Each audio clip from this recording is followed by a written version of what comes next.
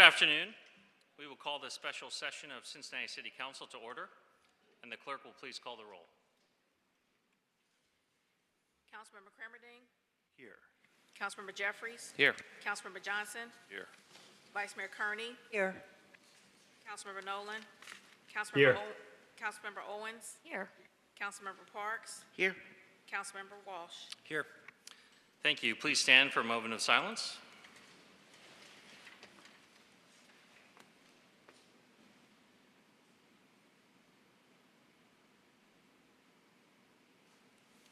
And now the Pledge of Allegiance.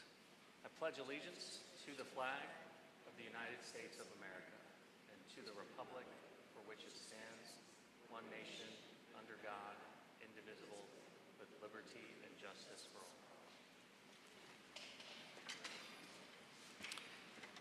Councilmembers Albee and Nolan will be excused from today's session of council. However, we will have both of them on Zoom, but due to council roles, they will not be able to vote. Moving to our agenda, I really want to thank everyone for joining us for today's special session of council. And thank you especially to the clerk and your entire team for the work to organize this so quickly.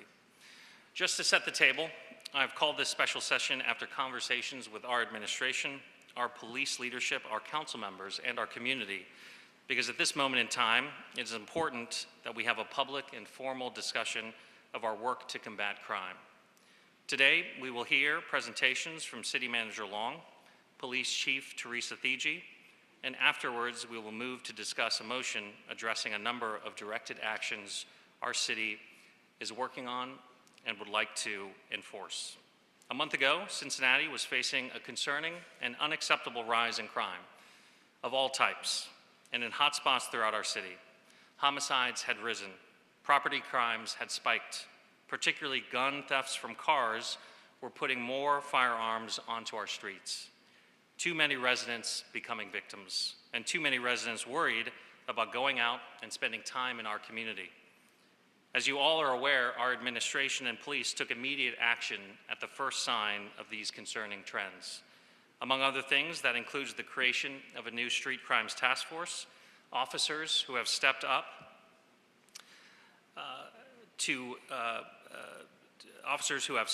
in order to provide the safety that we all deserve and need.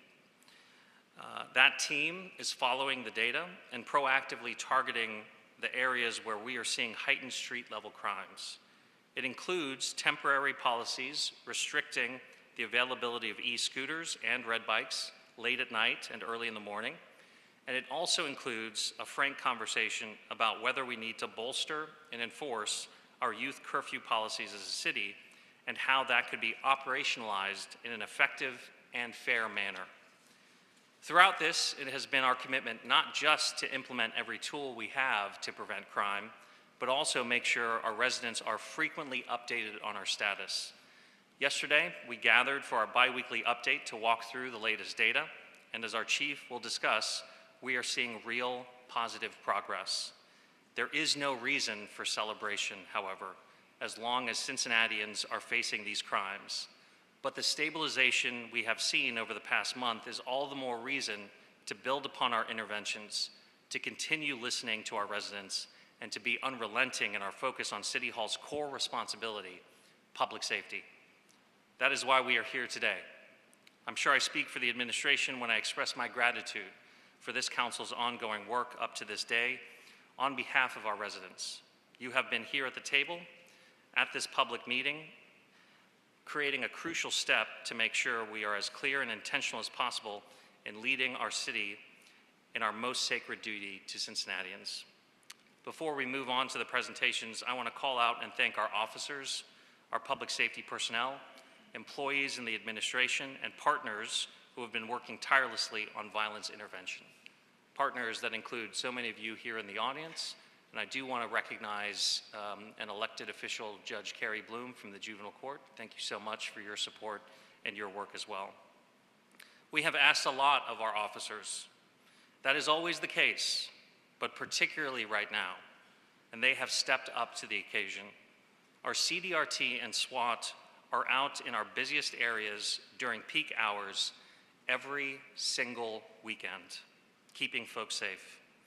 The Street Crimes Task Force answered the call right away to take on a seriously worrying trend, and they have poured themselves into it. Just this week, in addition, our new walking patrols are on the ground, engaging with community and helping residents and small businesses feel more secure.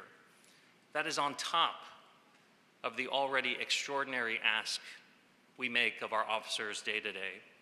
From the overtime to the coverage of our large events, particularly in the summer, to their everyday duties, our officers have met this moment with the kind of work ethic and dignity that can make every resident proud.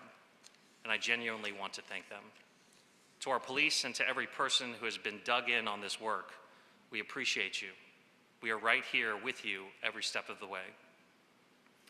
And now, I'll ask City Manager Long and Chief Thigi to present on our violence interruption strategies, on our police strategies, and how we move forward as a community. City Manager Long.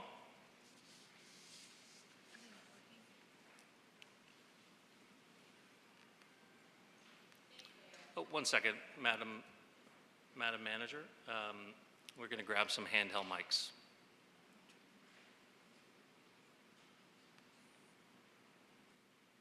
Oh, I'm sorry, the mics are working. You may proceed. Thank you. So, Chair and Council, good afternoon. Thank you for being here and providing this opportunity to share more about our ongoing violence reduction efforts this summer. As you know, everything we do is tied back to our larger violence reduction blueprint, Act for Cincy. Today I'm going to talk about Act for Cincy and how we use this blueprint to inform our decisions and build methods to interrupt violence that we can deploy when new issues arise. What we are trying to establish is the City of Cincinnati is not knee-jerk. We create these blueprints that help then systems in place so that we can continuously keep a pulse on what is going on in our city. Act for Cincy is a product of community collaboration. This comprehensive strategy to prevent violence, in particular gun violence, is about addressing root causes through a public health approach. This data-driven work is divided in 5 categories, which I'll speak to in a moment. Act for Cincy provides us with a framework to invest in a long-term solution while being flexible to add new initiatives to respond to new challenges. The 5 pillars are, they're here, thriving neighborhoods, reduce accessibility of firearms to youth, improved well-being, improved youth support, evidence-based policing innovations, and I'll now go into a little more detail of each. We know blight and disinvestment contribute to poverty and crime rates. Initiatives included in thriving neighborhoods are investments in communities, taking pride in action to revitalize and problem solve at a grassroots level. With your help, we have been able to get funding through Boots on the Ground, Safe and Clean, and Human Service Funds. We have teams who are regularly out in the community, cleaning up trash, painting over graffiti, and beautifying community spaces to make sure they are safe for our residents.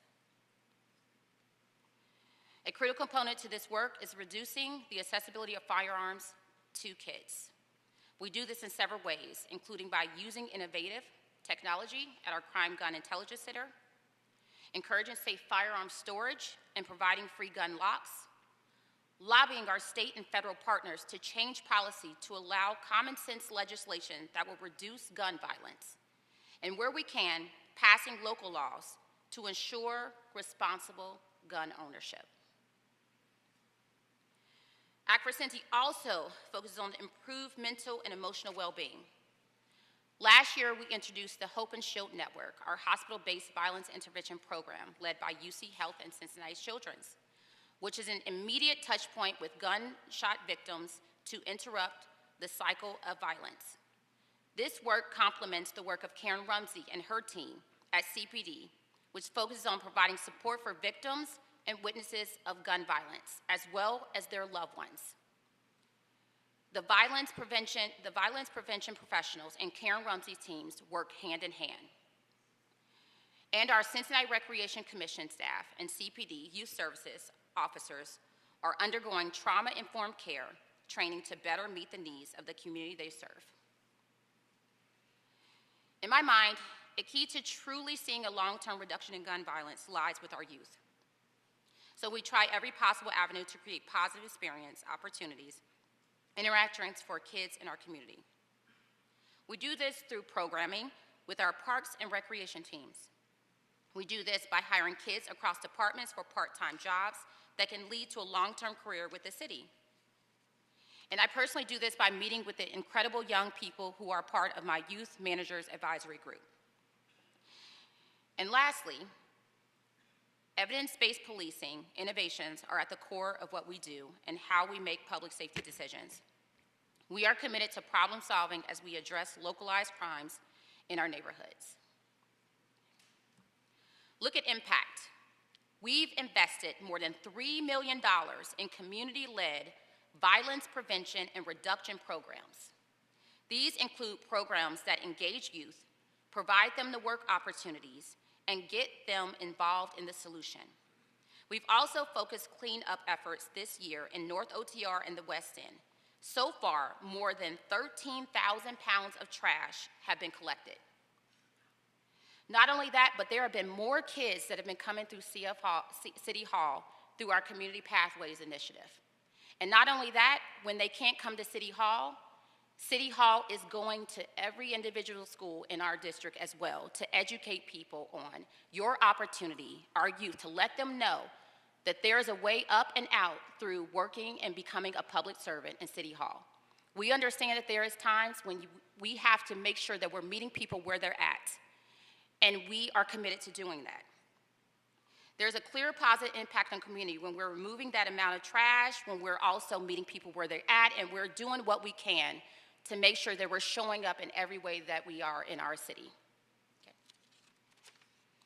We continue to reinforce how important it is to lock up your guns, both at home and if you make the decision to leave the house with one. Kids are getting access to guns too easily. One new intervention we are piloting this summer is restricting the use of red bikes and rental e-scooters on weekends. As we were responding to increased crime in our downtown core, police told me they observed kids using this easy-to-access mode of transportation to commit property crimes. We have seen a reduction in our theft from autos since implementing this measure. Too many guns are stolen from vehicles, and we will make every effort to reduce the likelihood of this happening. The city invested $600,000 in October 2024 to build out the Hope and Shield Network as a first response to gun victims who are treated at Cincinnati Children's Hospital and UC Health. At that time, they've expanded staff for this programming and enrolled 91 patients. You may think of this as, 91. That is in less than a year. That is significant. 91 people are being given the opportunity of hope. That is what we are here as public servants to do. Only one of those patients have been re-injured. We hope by providing victims of gun violence immediate assistance, not just medically, but with wraparound services for jobs, housing, and mentorship, we can reduce the chance they are victimized. So let's talk about some of the ways we engage with our youth and provide safe opportunities for them to enrich themselves, be exposed to new paths, and build positive relationships with friends and mentors. We know Rec at Night has expanded upon its success last year by adding a second location and more programming every Saturday this summer for our young people. Let's take a look at some of the numbers. More than 1,500 kids have attended, representing over 50 neighborhoods in greater Cincinnati and Kentucky area. More than 35 high schools are being represented. Our most recent data from July 12th showed 13% of these kids were new to Rec at Night. And we have seen increased attendance each weekend compared to last year. We have teams of professionals out in the community connecting with our kids and providing resources. This includes our 311 community responders and community care outreach workers led by Iris Rowley. And career pathways. We know, and as I mentioned earlier, we know the difference a job and income can make in the life of a child. We provide opportunities for youth to be introduced to career paths they may have never imagined for themselves and support their career growth and development to build a pipeline of potential talent for city employment. I myself have actually seen only one kid who said that they too can see themselves as being a city manager. What does Career Pathways do? It allows for our amazing public servants to get in front of these kids and let them know whether your way of out is to go to high school, is to graduate from high school, or to go to college. We want to keep you here. We want you to be a public servant. We want you around the table because what we understand is the only way that we can support council in making policy decisions is to have people from all diverse walks of life. And that is what we have done. Okay. We have 18 active community problem-oriented policing projects in areas across the city, including Cuff, OTR, Winton Hills, Northside, and more.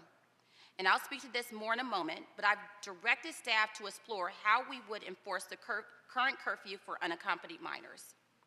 Okay.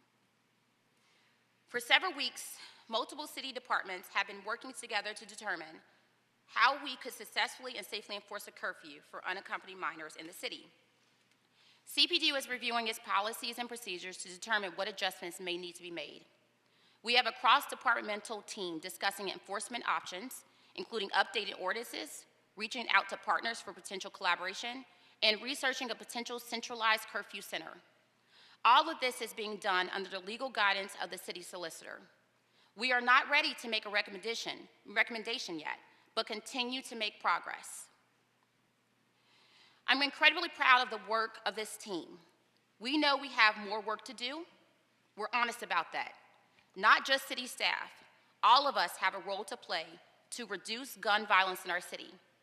And if there are many people that are talking, we have plenty of opportunities for you to volunteer and plug in. Because the more people that we have, the better that we will be. We're seeing the numbers stabilize, and we're hopeful that will continue. But we will not be satisfied with stabilizing. Public safety is our top priority. And we will continue to build upon the pillars of Act for Cincy to see lasting change in our communities. As I tell my team, it has to be foundational. Thank you. Chief Thigi will now share more details about CPD's intervention strategies this summer. Thank you, City Manager. You want me to click here? I don't know if they have it up here. Do we have this one ready to go?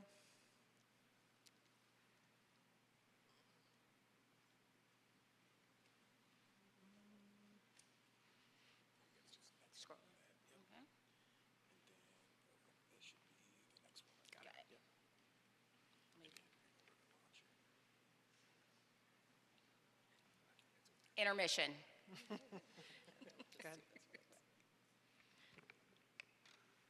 Thank you. All right, good afternoon, everybody. Thank you so much for having me here today. I'm going to jump right into the presentation because I know we will have a significant discussion afterwards. So I'm going to start with a little bit of information about how do we, CPD, monitor and address crime. We do this in a multitude of ways. We have weekly reviews, and within those weekly reviews, we look at the short-term data, which is a 28-day data set, as well as long-term data. You hear me talk quite frequently about year-to-date information. We have collaborative review sessions. This is at the district level, investigative, and specialized units. So if you could imagine how a lot of our work in our specialized units can overlap with somebody else's unit in the department. So they are constantly having dialogue back and forth during those review sessions. We also continue with the problem-solving initiatives as part of the collaborative agreement. And at the bottom here, you'll see, if you look at our current Part 1 crime, because this is really where the conversation started a little over a month or so ago. If you look at the chart on the bottom, those colored blocks represent really the amount of crime in each of those categories. And while the largest block there, the purple one, is personal and other theft, that could be anything. That could be your wallet is stolen, your lawnmower is stolen, your bicycle, personal type thefts. And while that is the largest grouping of crime in our city, it also has the potential to affect the greatest number of people. And just having your lawnmower stolen out of your yard as an example now makes you a victim of a crime, and it causes a perception for you. It causes a concern for you. And so that's important for us to address. And then as you can see, the other blocks, those also represent numbers. The smallest sliver in the bottom right-hand corner there, the lighter blue shade, is our homicide, our gun violence homicide. So that is the least type of crime that a member of our community would be a victim of. However, it's probably one of the most significant because it could be one of the most violent encounters. So what do we do to address this type of information once we have it? We focus on key areas as well as solutions. Chronic hotspots. This is our data-driven approach when we map out the crimes that we're experiencing. Stolen firearms. That is a huge concern to us. What that does, every time a firearm is stolen, that increases the possibility of it being used in a shooting and potentially a homicide. And then also youth involvement in unsafe activity. And that could be a range of types of activity. It could be crime and disorder, quality of life type issues, but significantly to us is the high-risk criminal behavior, such as being involved in a shooting, stealing of a car, and so forth. So this is the information that the mayor and I and the manager presented yesterday. This is our last 28-day snapshot that we've been working off of. You can see here the total violent Part 1 crime. We are now seeing in the last 28 days an 8.2 reduction, and year-to-date a 3.3% reduction. If you go down a little further, the Part 1 property crimes, 1.6% reduction. However, we still have work to do because the year-to-date is a 2.6% increase. We have had discussions with you before about our tracking of our shootings. And again, I go back to the shooting is probably one of the most violent crimes anybody could be involved in, but somebody's property being stolen is just as significant. But I'm happy to report out that we are making significant progress in our shooting, not just our shooting victims, but shooting incidents. As of today, our shooting victims are down 23.2% from last year, year-to-date, and our shooting incidents are down over 19% year-to-date. And that, again, is for the incidents. So how do we deal with this with the specific neighborhoods? Nobody knows better than the members of council and the mayor. We have 52 very, very distinct neighborhoods in this city. And what we do is we look at what is going on in each one of those 52 neighborhoods. The data kind of tells us where to go, what kind of response to have, so that we can provide the proper service to those neighborhoods. So these are some of the problem areas that we are having right now. Burglaries, B&Es, auto thefts, theft from autos, and you can see by the chart there that based on the color-coded graph there, what neighborhoods are experiencing what type of activity right now, and this is where each of the district commanders focus their resources. So again, we'll talk about the citywide violence update for a moment. So if you take that red line across the chart there, that's our year-to-date. So 2025, this is going back to 2010. So 2025, our year-to-date for July is lower than it has been in 15 years.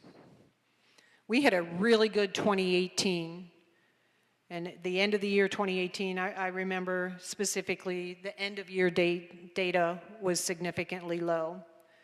But we are continuing to make progress in that area.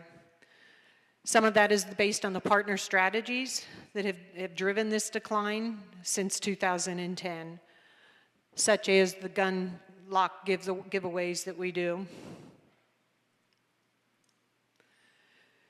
We do see an area where we need to have some of our efforts concentrated, and that's around the burglaries and the breaking and enterings.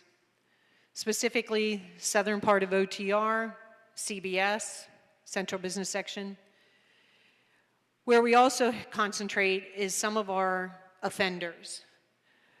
We have trained and skilled investigators who know who some of these individuals are that continually break into some of the restaurants and bars, for example.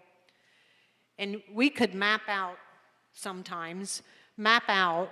when an offender has been arrested and being held accountable for those crimes.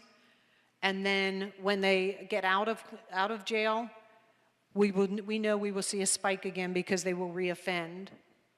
So we concentrate on the offenders specifically as well. The victims will work with the businesses. We have, again, trained officers, mostly in our neighborhood liaison units. They will go out and they will do analysis or surveys for businesses to show them where their vulnerabilities are and how they can target harden their location. What we do know is on these commercial break-ins is quite often they're looking for two things, cash and alcohol. So when we talk about target hardening, sometimes that survey we will advise the owners something as simple as locking up their alcohol could potentially prevent another offense on their business. So we do this through the CPTED. CPTED has been around for years. Crime prevention through environmental design. We can do these at different levels. We can do them when a new business is being constructed, and the officers, again, who are trained in CPTED evaluations, can go in and talk to them about some target hardening during construction phases. We can also do it with already existing businesses and give them some target hardening advice there as well. We work with businesses and landlords through partnering, as well as something new we've been working on is partnering with the prosecutor's office on these repeat locations and repeat offenders. But if you look at the two locations that we're specifically talking about here, South OTR and the Central Business Section, the Coreyville Cuff, these account for 30% of our citywide burglaries and B&Es. That's why it's important for us when the data tells us a few locations or a few individuals are what driving our numbers. If we can focus on those and drive those numbers down there, it ultimately will have an overall reduction citywide for us. So problem solving. We are committed to problem solving. We've been doing it for 20 years, and we will continue to do it. But what does that mean? We have had the distinct luxury, based on your passing of budgets each year, to have a fund for our police visibility overtime. That is a significant resource for our district commanders to address crime and disorder in their particular districts. Again, the problem solving, routine, high visibility patrols by our officers, as well as investigations and arrest. All of that is pretty much daily functioning of our police department. But we've added a few additional layers recently. As the mayor mentioned during the kickoff, the roving of our task force for the city, our street crimes task force, and they have done a phenomenal job in a short window of time. We also have our drone program, And we will be kicking off another phase of the drone program on Friday. You'll hear more about that. The Fusus and camera expansion. This has a great, promising opportunity here for businesses and residents in our city to be a part of the solution by partnering with the police department. If you think about a business that may have significant camera systems, some state-of-the-art camera systems, they have the ability through Fusus to purchase a modem that will then allow the police to have access in real time to what's going on at their business. So let's go back, if you go back one slide, we were talking about the B&Es and burglaries. So if we have a location that's been repeatedly offended by somebody breaking in, and if they have cameras that they tap into the Fusus technology with us, we could see what's going on at their business in real time, hopefully thereby alleviating another criminal offense. We have the LPRs, automatic license plate readers. Our manpower, I'm happy to say we started a class just a couple days ago on Monday, 58 brand new recruits. One of the largest classes I've seen in a while. We also have opened up the application for lateral officers. So anybody with 2 years full-time law enforcement experience, and for the first time, anywhere in the country can now apply to be a Cincinnati police officer without having to go through the traditional recruit class. It will be a modified recruit class for laterals only. We are hoping to start that class in January. And then also the over-the-Rhine walking, bike, Segway patrols that you've probably heard a bit about that started just this past Monday. We have officers walking Main Street corridor, Vine Street corridor from 4 p.m. to midnight, engaging with the businesses, engaging with the residents. This is really to address quality of life type issues that those businesses and residents are encountering. It may be something as simple as somebody drinking an open container of alcohol, which is actually prohibited. These walking patrols will engage with those individuals on those quality of life issues, and our goal is compliance. It is not enforcement, it is compliance. And then lastly, on the bottom here, a few people have heard me speak to this point. I am still aggressively pursuing some type of parental accountability initiative. We're working with the law department, don't know exactly what that would look like, but that is still on the table and being discussed. Thank you, Chief. Thank you, City Manager. We'll now go into the question portion of the meeting.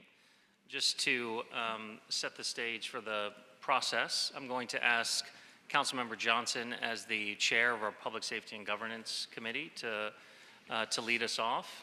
And then every council member will have an opportunity to ask questions, including the council members on Zoom. And I remind you that Mr. Nolan and Ms. Albee are on Zoom. They will be actively participating, but due to rules, they are not able to vote. We will go left from Mr. Johnson around the horn and end our questions with Mr. Jeffries. Mr. Johnson. Thank you, Mayor. Just more of a statement versus questions. I think if you were paying attention to what was presented by our city manager and police chief, there are a multitude of efforts that have been presented in an attempt to curb violence in the city of Cincinnati. Those efforts are ongoing. Those efforts that appear to not be working, you've seen and heard that the city administration and the police department are willing to shift to make sure that everything, all tools that are available to us in this city, provided in the tool belt, are available. I do believe this administration, this council, and this mayor have invested more money in our youth than any other council in the history of this city. We are going to continue to turn over every rock. We're going to continue to look through every page possible to make sure we get to where we need to be as a city. There is not one magic bullet that's going to change the dynamics of the unfortunate society that we're living in right now. We live in a country, unfortunately, that is obsessed, demented thought process with guns. We need the assistance to get to where we need to be from our state legislators and our federal partners also. But this council, this mayor, this chief, and this administration are going to, do everything possible so the citizens of Cincinnati feel and know that they live in a city that is safe. The community partners, Ms. Rowley and others that are out there every day working diligently, it has been a collaborative effort. No one person has the bullet. No one, the police department don't have the magic bullet. Legislators, the mayor, the administration doesn't have that bullet. But collectively, listening and working together, we're going to get to where we need to be in this city. Citizens of Cincinnati, you've got a mayor, a council, a chief, a police department, and an administration that believes in all hands on deck. And that's what you have that's going on right now, all hands on deck. Hang with us, keep working with this, keep pushing us and challenging us to get to where we need to be. We don't duck any difficult issues. We're going to continue to work diligently to make this city what it needs to be. Thank you, Mayor. Thank you, Mr. Johnson. Ms. Owens? Thank you. Thank you, Chief. Thank you, City Manager. I would also echo that certainly as a council and administration, we've made progress. We've increased public safety in this past budget. We've increased human services funding, increasing the percentage that we have put into youth violence prevention, which as a result, the ability to fund more organizations in neighborhoods. But certainly we can all recognize we've got more work to do. This is a conversation, this is an initiative where we have to stay consistent and tenacious. So thank you for the work that you all have been doing. I've got questions for both of you all. I'm going to start with the city manager because as we think about, yes, gun violence and the access to and how we might show up as a city, certainly we have a strategy around our state and federal lobbying because we know that we can't enact gun laws alone. So can you tell us the progress that have been made or more around that strategy, considering that there are other legislators that have to be a part of this conversation? Absolutely. We do have an internal office that is dedicated to lobbying efforts at the state and the federal level. But what we do also understand is, and I'll let the mayor probably expand upon this gets a little bit more into political waters than I choose to get into. But what we do know at the administration level is that there are things that we need to allow for our police officers to navigate this world safely. There is common sense gun laws that should be on a book for us to be able to enforce, to be able to do our job more effectively. And there are certain people that shouldn't have guns. So we do have a staff member when there is opportunity to try to work with other like-minded people, whether that's in the state or in the federal government, that working with the mayor's office, we do try to figure out a way to get a win for Cincinnati. And we have made some we've tried to pass some local things that have been challenged in the Supreme Court and have also been overturned. And that is a consistent battle for us. Mayor, do you want to expand upon that? Yeah, thank you, Madam Manager. Ms. Owens, as you know, because you've led so much of this work, this council has been on its front foot for trying to pass creative and intentional, sensible gun reform, trying to close the girlfriend loophole, trying to make sure that perpetrators of domestic violence are disqualified from owning a gun at the local level. And unfortunately, every time we try to enact meaningful and reasonable, in my view, gun reform, The state legislature has preempted us, and the Supreme Court has backed up the state legislature.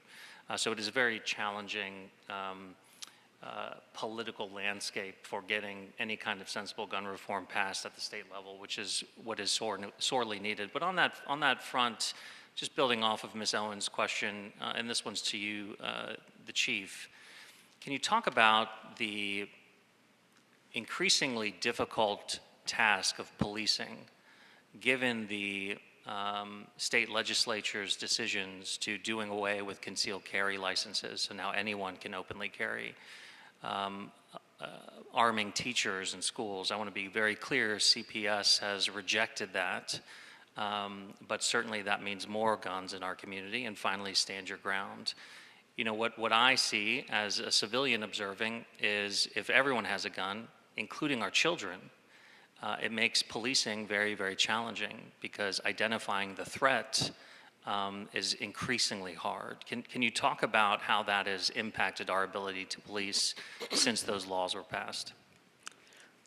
Absolutely. Thank you, Mayor. To the mayor's point, I support the people's right to bear arms. However, when you have parameters around that, part of that, the advantage of having those parameters is ensuring the officer's safety when they're dealing with somebody with a firearm, when they are carrying it legally. I'll give you an example. It's kind of a simple, but when we had the permit carry, part of that requirement was an individual had to go through training to be able to get a permit. There was requirements where if they encountered an officer, say at a traffic stop, they had to tell an officer that they were a permitted firearm possession. And those things have now been taken away. So now we have people who are even sometimes legally carrying firearms with no training, and now they do not have to tell an officer that they are carrying a firearm. So now the officer's mindset shifts from being on the offense quite often before they know what they're dealing with. So it has put the officers in a gray area of not knowing who they're dealing with that can be carrying a firearm and cannot be carrying a firearm. I go back to the training a bit.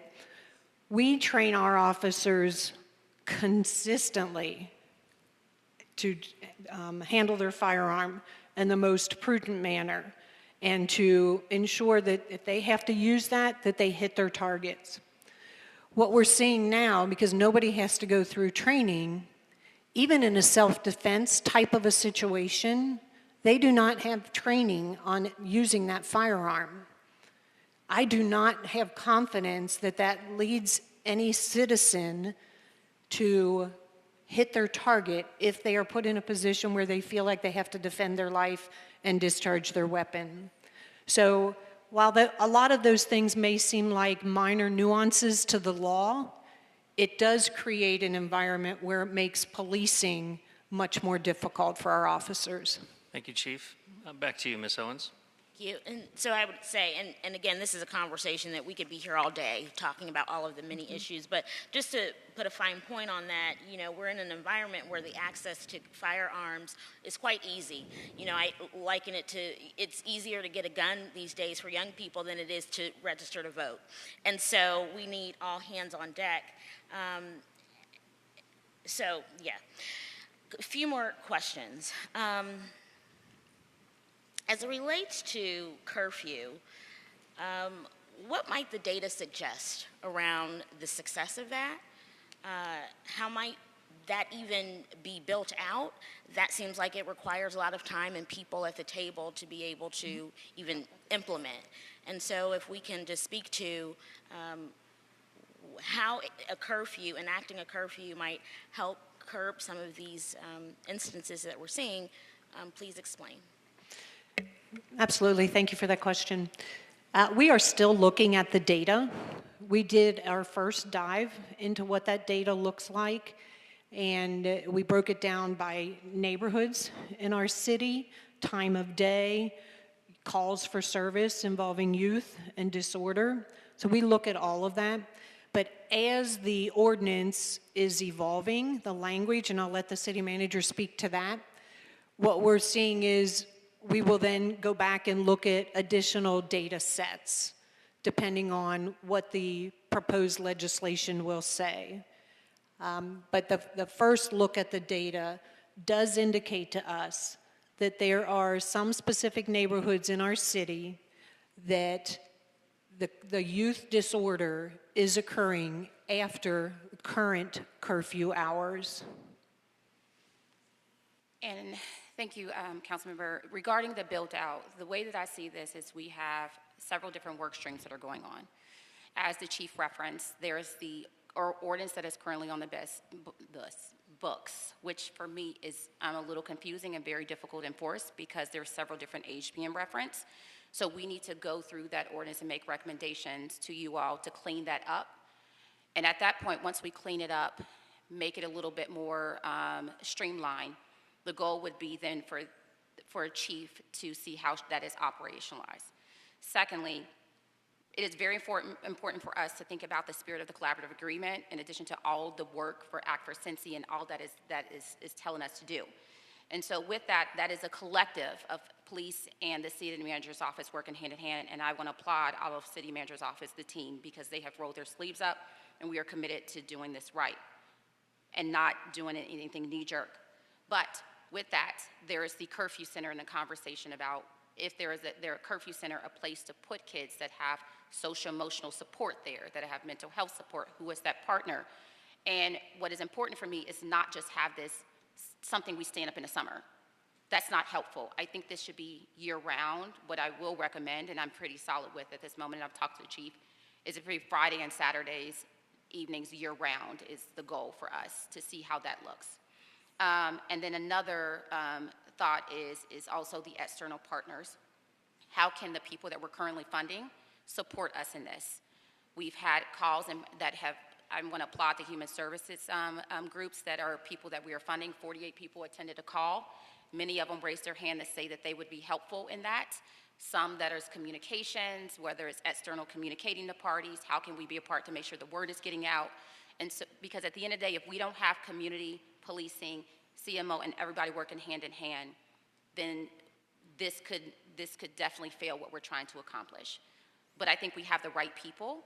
And when we do get to a place where we're able to make a recommendation, I'm going to be confident where it is. Thank you. And one of my questions would have been, what community conversations have we had to date? So I would imagine we've started some of those conversations. Correct. Right now, we can't communicate unless we know exactly what that is to communicate. So we've been mostly dealing with those partners that we are funding and those human resource organizations. We've had, Chief has had conversations with Judge Bloom, in addition to Michael Patton from JFS. But at that point where we have more to communicate what that is, we will then do a more robust to community. Thank you. Certainly what I'm hearing is we'll be very thorough about how we vet to go through this process of making sure that there are no unintended consequences at the end of the day. We are making sure that we are creating safe spaces and opportunities for young people. I want to ask about, right now, perceptions are important, and so the safety, the surveys that CPTED is administering, I find very interesting. And so if you can tell us about some of the results of some of these surveys from the businesses, what might be the needs, if there's retrofitting that needs to happen and the challenge is funding, just walk us through any challenges, opportunities, what are the results right now? Absolutely, thank you. So we have individuals on our department who are trained to conduct a CPTED assessment. That could be a multitude of levels, depending on the business that's requesting this. Go back to the B&Es with some of the restaurants and bars, and a CPTED might have several recommendations, but one might be, as like I said, as simple as take your bottles of alcohol off the shelf, lock them up at night. That makes it a less desirable location to break into. We've also discussed there, I want to research a little more. There are some opportunities for some items such as a film that you could put on the glass for your business so that if somebody does try to break in, yes, they're going to break your glass, but they're not going to be able to gain access to your establishment. So there is some opportunities around there.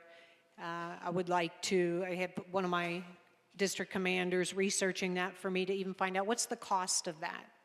And is there an opportunity for maybe the city or some other funding source to assist these businesses with that? I've been told it's not an expensive item, but I need to know a little bit more about that.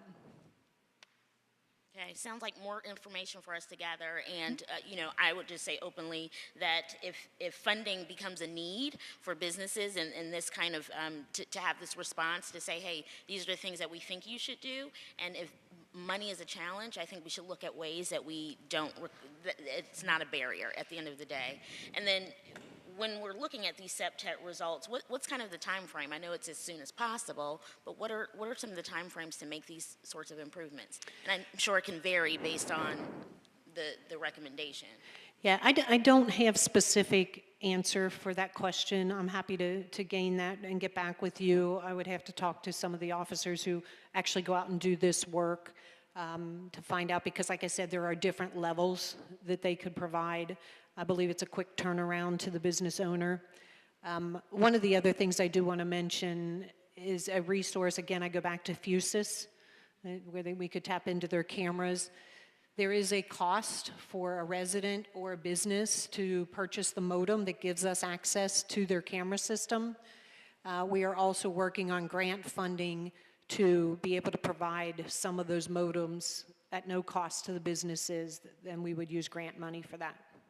And Councilmember, to piggyback off of the comment that Chief was making, we have been having conversations along with the mayor to recommend that we give a pot of resources to get to a yes, whether that's with Fusus in addition to some of the hardening. And so they are going back to do the work to look at the data and see what that could be. And so that is something that's on the table already. Thank you. Just a few more questions. As it also relates to safety perceptions, Chief Thigi, if you can tell us what the average response time is right now when people are calling because they heard shots, or whether it was firecrackers or whatever it is, what's the average response time? Yeah, so we track that data weekly as part of our STARS reporting. Again, I don't have the number in front of me because there's a lot of variables that would go into that. What is the type of call? A high priority call is going to have a quicker response time than a low priority call. But what we do is we share that with the district commanders. My data analytics group shares that with the district commanders on a weekly basis. And it is definitely part of the district commander's responsibility to monitor that so it doesn't see an increase. The other thing when we talk about response time is we think, in policing, we think response time from the time the officer gets the call to the time they go to where they're supposed to be going. But what we found is we need to take a step back and look at the citizen who is making that call. Response time to them is the time they made the 911 call to the police showing up. So it is a partnership between us and our emergency communications center to make sure that all of that is flowing as quickly as possible. So when the call comes in, how quickly does the call taker get it to the dispatcher to the officer, and then the officer to arrive on scene. So we look at all those variables, but again, I do not have the specific average call time in front of me because there's so many different types of calls.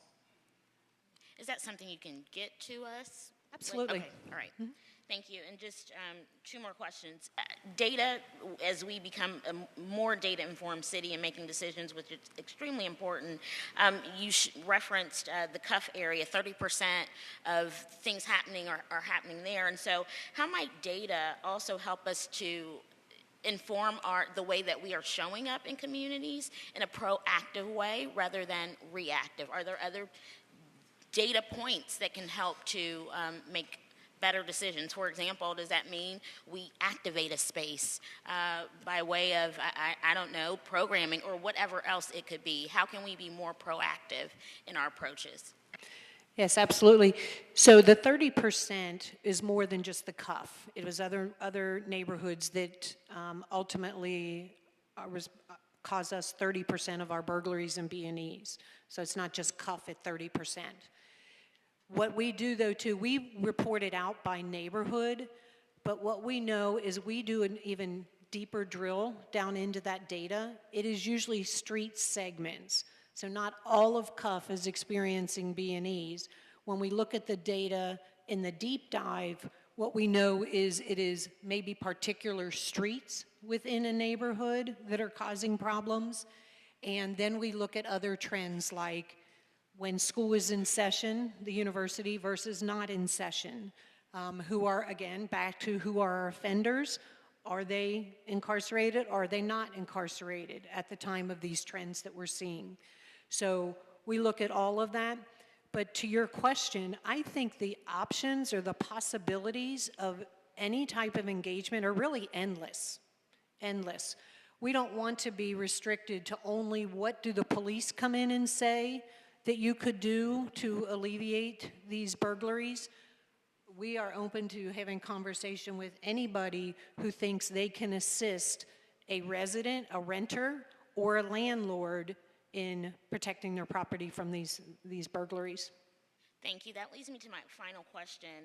That City Manager, you also echoed the call of, hey, Act for Cincy means we're doing this together. And so if you want to plug in, plug in. So what might be the ways that people can actually plug in? Absolutely. Thank you for the question. We, right now with Act for Cincy, we have meetings that are actively underway. We have action teams that are knee-deep in the work that are spread throughout the city. We have, if you go to our website and you look under Act for Cincy, there is a way for you to join and be a part of those action teams and to get involved. Some of our action teams, we need private and public people to join in. Some of these things that we're challenging, we need people to bring potentially resources, whether that's in thought, mind, or money, to the table. So what I would say is look on the city's website, go to Act for Cincy, and we can find a way to volunteer. Thank you. So we're leaving no individual, no organization out of this conversation. Thank you. Thank you, Ms. Owens. President Parks? Thank you, Mayor. Madam Manager and Chief, I just want to extend my appreciation for all of your efforts. The things that you have told us today is a reflection of how we have been working together. And I'm just really proud of the work. You know, cities, as well as ours, we have, there's crime and there's things that occur that nobody likes, nobody wants. I think to hear of one teenager shooting another teenager is simply heartbreaking. It damages our community. It hurts us. Unfortunately, common sense is not common. It's too bad that our state legislators will not use common sense in making the policies around guns. We have the numbers, the statistics of how it was before, anybody could just have a gun. So I understand how it would affect the police department. The other thing is, I'm very impressed with the problem solving. And what I heard was that the purpose of this, of the curfew, is not enforcement. You said that you want compliance, not enforcement. It's a fact that there are some parents who are working late at night and their kids might be out. Look, I was a sneaky little teenager myself, and we know what they can do. But we don't, I believe what we want to tell the public is that we're not trying to arrest as many kids as we can. We want to keep them safe. We don't want them out at 3 o'clock where somebody might just shoot at them. And so I think that that is very important that we educate about the perception that we intend.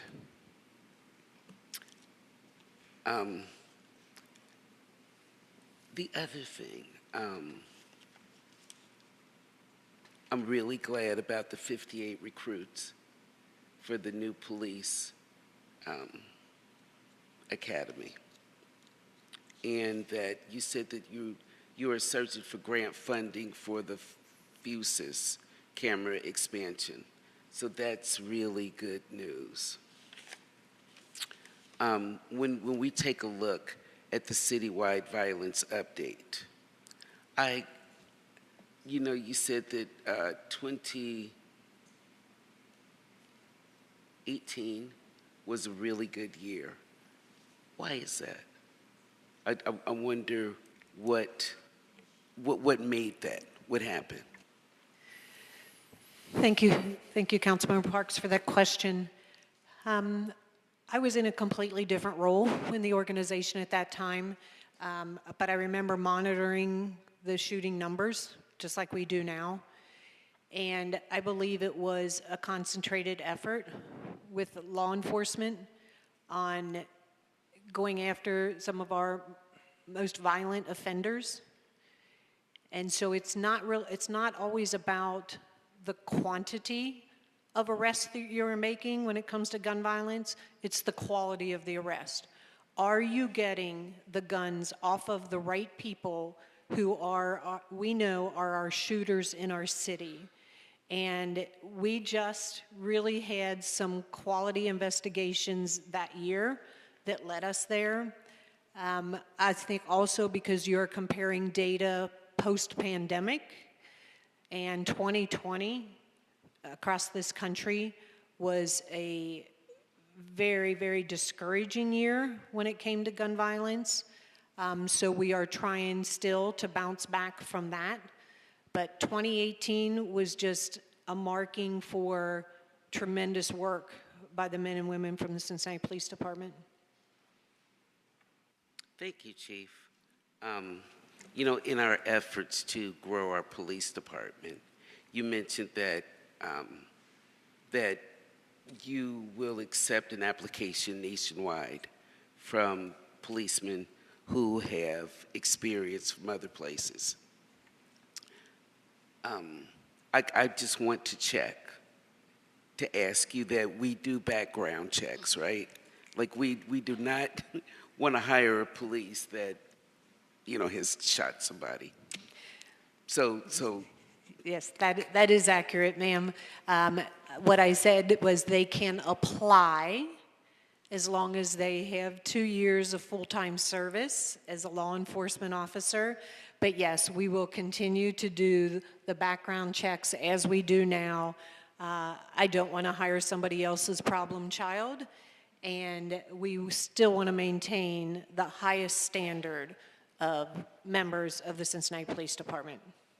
Chief, so is there like a code or, like if somebody from Utah applies here and they have been violent, how would you find that out? So we have our background and recruiting unit that have been doing this for years. They are veterans, some of our most veteran officers, most experienced in this. And this all comes into play during their background investigation, which also leads then to polygraph. So we'll ask the right questions, and we'll know if they're being truthful with us or not. City Manager, you told us about, will you explain to us what happens when there is a shooting victim and we interact with them at the hospital? I think it's just incredible that we have engaged 91 people in this. So explain to us How does that happen? What happens? Absolutely. First, I want to applaud. Before we had the Hope and Shield Network, we also had Karen Rumsey that was based out of the Cincinnati Police Department and her team, who you all, with your support, have allowed us to grow her team as well. And with that, with the Hope and Shield Network, when a person is been shot or experiencing gun violence, there's two things. The VPPs, which are the victims, oh my gosh, I wrote this down, sorry. It's a very, victims, somebody say that back there? Violence prevention professionals, sorry. When the VPPs, they engage, to Karen Rumsey, depending on the hour, VPPs work regular day hours, and then Karen Rumsey's work pretty much 24/7, they're on call. So there will be times when the CPD will give heads up to Karen Rumsey's team. She will activate if it's during the evening time. She will go to the hospital or wherever the victim is. There are some times where the victim may have left or whatnot, but she will complete whatever her conversation is with that victim. She will then be communicating regularly with the VPPs, who will then also be informed of what her touch point was, or there may be cases where they may leave, right? The gunshot victim may leave, and she say, I didn't get to reach them, and so I need you to follow up. And so what happens then when the VPPs activate, they will have a slew of conversations. They're trained professionals who will basically find a way to build that relationship and also to get them a wraparound to services and support. But in the same area, you also have Karen Rumsey teams who are also following them as well. So if there's holes, if there's housings, if there's something that's needed, then she fills in those gaps. So what we essentially have is two teams that are working a coordinated effort, one that is the City of Cincinnati. This is our program, so the City of Cincinnati has to be the first contact. But at the end of the day, they are working in support with each other to extend her office even more than what you have already funded, and that's what we're doing to provide that holistic wraparound care. That's wonderful. And so, in addition to the wraparound services, we also have other programs that you might refer them to. For instance, the building and inspection, building futures, to become a lifeguard. You know, the fact that, I remember for years, people really complained about the pools not being open.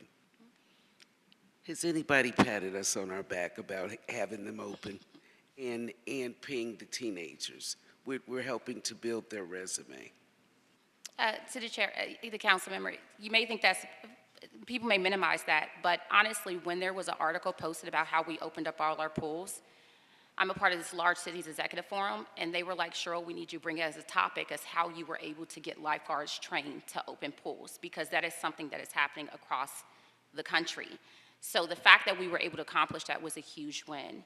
And also when we talk about the upward mobility and giving people that are out of our community opportunities, when we talk about the building academy through our building inspections, we had the complaint of people showing up that didn't look like the community that they were actually enforcing.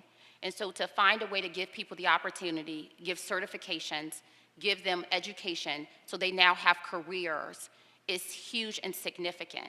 So the work that we're doing, which is in the spirit of Acrocency, in addition to the support of this council, is we are creating foundational opportunities for people. If you walk through the door, we have something for you. It's just a matter of getting people, making sure that we're giving people and making them feel comfortable to walk through that door. City Manager, thank you for your leadership.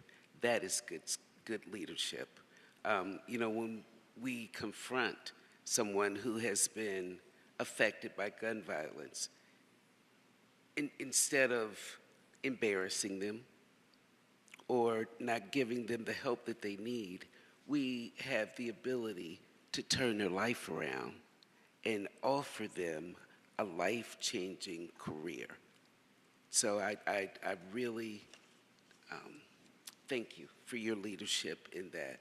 The other thing is, with the youth support, Rec at Night, and all of the other programs, it's just really awesome. You said that there are 35 high schools involved, and there is a 13% increase over last year. That is very significant. So just thank you. And we have more work to do, and we're here for it. Thank you. Thank you, President Parks. Vice Mayor Kearney. Thank you, City Manager Long and Chief Thigi for both reports. I want to give a shout out to Karen Rumsey as well. I think her team is really phenomenal, and we probably need to expand it. We need to look at that because they are out there all the time. They are just amazing. You know, on the agenda, of course, is the motion for the curfews, and so I wanted to talk a little bit about that. Can you tell us more about the process we're thinking about? And let me just say, you know, I like the idea that it's not about arresting our young people, it's about keeping them safe, not criminalizing them, and so I love that that's our starting point. So how are we thinking this is going to work? I can talk specifically to kind of what we're building out, but we also have to create a product that Thigi can then figure out, Chief Thigi, can then operationalize. But in my ideal world, we would have a safe place. Police officer picks up child. There's a child that potentially could have other things that involves potentially 2020, right? They could have other things that would not go to this curfew center, potentially, depending on if they have warrants or something like that. But then there's the child who's just out and about. We then take them to this curfew center. The goal for me would be that they understand, you know, why they are there. They have professionals that are there to not only build into the kid while they're there, but also while we are trying to contact the parents or the person that is responsible for this child. The goal, and Judge Bloom has been amazing, but how do we find a way to work with her team to figure out a way to get this child home? That is the goal. We all know, when I was raised, what did they say? Nothing good happens after 11 o'clock. That was what my grandmother used to tell me. So in the same place, our goal is to get these kids in safe places. That is what the overall goal is for the curfew. We operationalize it, working with our law team. We have to make sure it's legal, and it's making sure that we're looking at all the rights of everyone involved. But it's just a way to get a restart, to get in a safe space, and to get this child to where they're supposed to be. I love that. So it sounds like curfew centers might be our rec centers maybe in the different neighborhoods. No, not the rec centers. Because we're utilizing our rec centers as being a place for kids to have fun, to be, you know, we have rec at night, we're trying to grow them. I don't want you to conflate that, to mix that up to where you have a rec center and then the curfew center would be a different partner that I'm envisioning. But not 2020. Correct. So, okay. And, you know, so I think just thinking about this, I think it's an opportunity for us because, you know, our kids who are out late at night might have other needs and need other resources. It seems to me that this might be a way of expanding youth to work, for example. You know, when they come in, we can talk to them about, you know, do you need an after-school job? Do you need tutoring? Do you have mentors? You know, how's the situation at home? And what's stopped a lot of those conversations is that the parents haven't been around. And so the fact that the parents or the responsible adult has to come and pick up the child, I think gives us an opportunity to really do some of the work with young people we've been talking about. To the council member, I agree.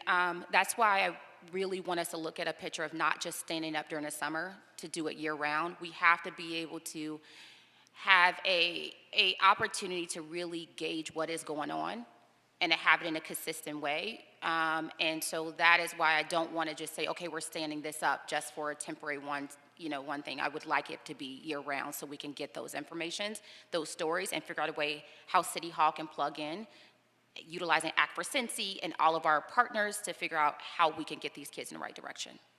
I love that because year round, I mean, that's really how we change lives, get everybody on the right path, and that's really the goal. That's what we're hoping to do. So I understand, just looking at the motion, and I'm sorry I didn't see it before it came on today. I'm supportive of it.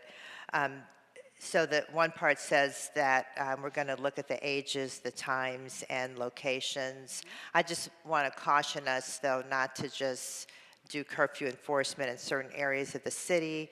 I mean, this, you know, we've been doing the curfew thing like off and on for quite some time. And, you know, over the years, there are complaints that it's only enforced, and this isn't this current administration, so I'm going back in history, but there were complaints that some neighborhood, it wasn't enforced in some neighborhoods, it was only enforced in others, and the public was not happy about that. So I think if we do it, we're going to have to do it you know, consistently, fairly across all neighborhoods. It will be a data-informed that we will be looking at. Obviously, this is a tool for police officers to have. And so we will make sure that whatever we recommend is in the spirit of making sure that it's being fair. Okay, I love that. That was my main concern about it. I love the fact that we will have this opportunity to help the children, the young people who are in violation and their families access resources. It gives us a chance to put our eyes on them and talk to them and actually help them moving forward. So I'm definitely in support. So thank you for that. Thank you, Vice Mayor. Mr. Cramerding. Thank you, Chief. Thank you, City Manager. Thank you to all the officers out there. We do appreciate and acknowledge your work. I was very excited, obviously, to hear about the walking patrols. Obviously, a lot of enthusiasm from the neighborhoods. Very important. Are there other walking patrols or visibility patrols in the other districts right now, whether that's a bike, a trike, a Segway? Thank you for the question, Councilmember. So you heard me talk a bit about this pot of money for police visibility over time. That is discretionary for the district commanders. So if they are seeing a problem in their neighborhood, they absolutely have the ability to use their PVO funds for walking patrols if they determine that that is the best solution to the problem that they are currently encountering. This one in OTR was a bit different because of the significant amount of concerns from the residents and the businesses in specifically Main Street and Vine Street area. And I've personally experienced and been a part of the development in OTR. I was the District 1 captain when 3CDC first started some of those endeavors on the southern part of over the Rhine. So I've seen the investment that people have put their hard-earned money into these businesses and these homes. And so when I start hearing from them on the volume of the concerns that they had, this was a different course of action for me to take, but it is not an uncommon course of action from my predecessors have taken this. And it is a temporary fix. It is designed for interaction, face-to-face conversations, interactions with the individuals, whether they are a business owner, a resident, or whether they are one of the individuals that are causing the concern to the businesses and residents. It's very similar to the curfew. These walking patrols, if they see some type of quality of life violation, they are going to ask for compliance. That is always our end goal, is compliance. We have a continuum that we like to follow: ask, tell, demand, and only if all of that fails do you take enforcement action. So this is, again, a way for us to hopefully gain compliance in those areas. Just seems critically important as far as deterring crime, as you said, certainly the perception among citizens, so that anything that we can do to make that standard operating procedure so it happens all year round, so it's funded, so we're not using the overtime. I just think that'd be critically important. You know, on the major corridors like Hamilton, Glenway, and Warsaw, Reading Road, to the extent that that becomes normal, I think it's very important. I agree. Thank you. One of the things I do hear too from citizens is this perception that the police, the officers, are discouraged from enforcing certain laws. You know, we were talking about the curfew today, this is a great conversation. Expired tags is another one. I mean, is that the perception among the officers that they feel like they're discouraged from enforcing certain laws? So I have a couple of times heard this and what I will categorize as rhetoric as well. I will tell you, from the moment I've sat in the chair as the police chief, during both the interim capacity and as the permanent police chief, that couldn't be further from the truth. I encourage enforcement. If all else for compliance fails, I will back our officers. Many people have heard me say many times, as long as they are following their training, our policies, and our procedures, I will back and support whatever decision they make. They have a lot of discretion as a law enforcement officer, and they need that discretion. I shouldn't be watching over their shoulder every single minute for every decision they are making. So if there is a belief that they are encouraged to not enforce something, that is not accurate. That is not accurate. They do have to work within the confines of some of the resources that they have. And sometimes it's up to me to remove those confines when they occur so that they can go out and enforce what they deem necessary. Mr. Cramerding, if I could interrupt briefly. Please. Just building on Mr. Cramerding's question, I too have heard this somewhat vague concern that we have somehow handcuffed police officers from doing their job. So I just want to ask a direct question. Have I or any of the elected officials here directed you or asked you to tell police officers not to enforce certain laws? Absolutely not. Thank you. Mr. Cramerding. Thank you, Mayor, and thank you, Chief. I mean, that was very clear, and I think that was necessary. So thank you both. Finally, you talked about Cuff and Uptown and that being spot. Will you talk about the partnership between UC Police and what that looks like? Is there a role that UC Police could be playing a greater role? Because, you know, there's, 40,000 students up there. That's going to take a lot of policing. You talked about bars. A lot of those are servicing students. What does that partnership look like, and could that be changed in any way to improve that partnership? Yes, thank you, Councilmember, for that question. So, again, I'm going to go back a little bit in time. The landscape up there around the university has changed drastically. Record enrollment, record housing needs, things like that. We have had an MOU, we had an MOU with UCPD many, many years ago, and there were certain parameters in which UCPD could work off campus. Then in, I believe it's 2015, we had an incident where a UC officer shot and killed an individual in our city. That MOU was then stalled. It has since been reincorporated. We do currently have an MOU with UCPD. I often hear people who think we don't. We do. And again, those parameters on what UCPD can do off campus with a partnership with Cincinnati Police is outlined in that MOU. It does not allow them to do like proactive traffic enforcement, but they absolutely can address when they see a crime occurring, particularly a violent crime, they can take police action. It establishes kind of the outline for who's in charge when an incident occurs. UC supervision, Cincinnati supervision, in my opinion, is very well written. It allows us to work collaboratively up in that area. In addition to the MOU, the university for several years now has employed an off-duty detail.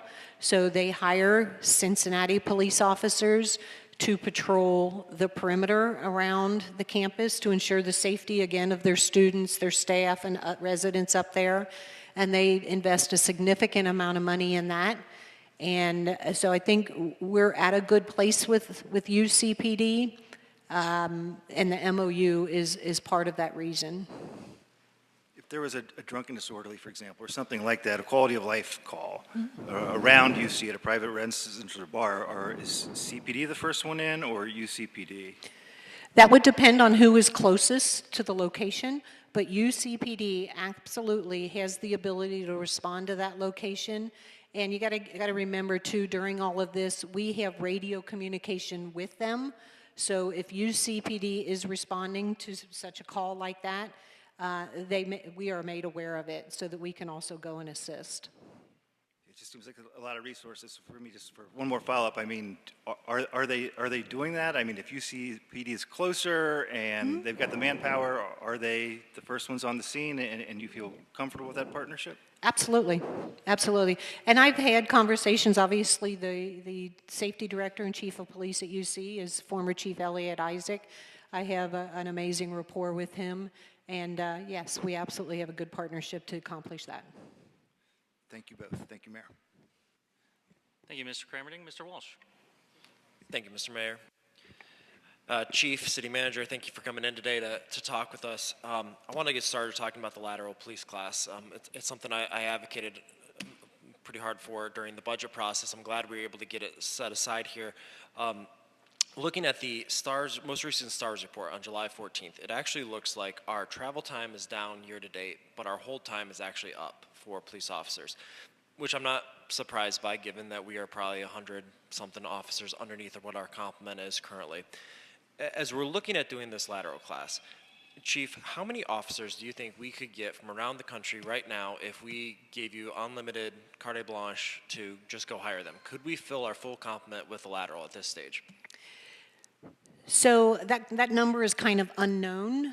I know from talking to my background in recruiting staff that as soon as the lateral application portal was open, we had 15 immediate applications. So as long as that number continues to grow, I believe it's going to be open for a 2-week period.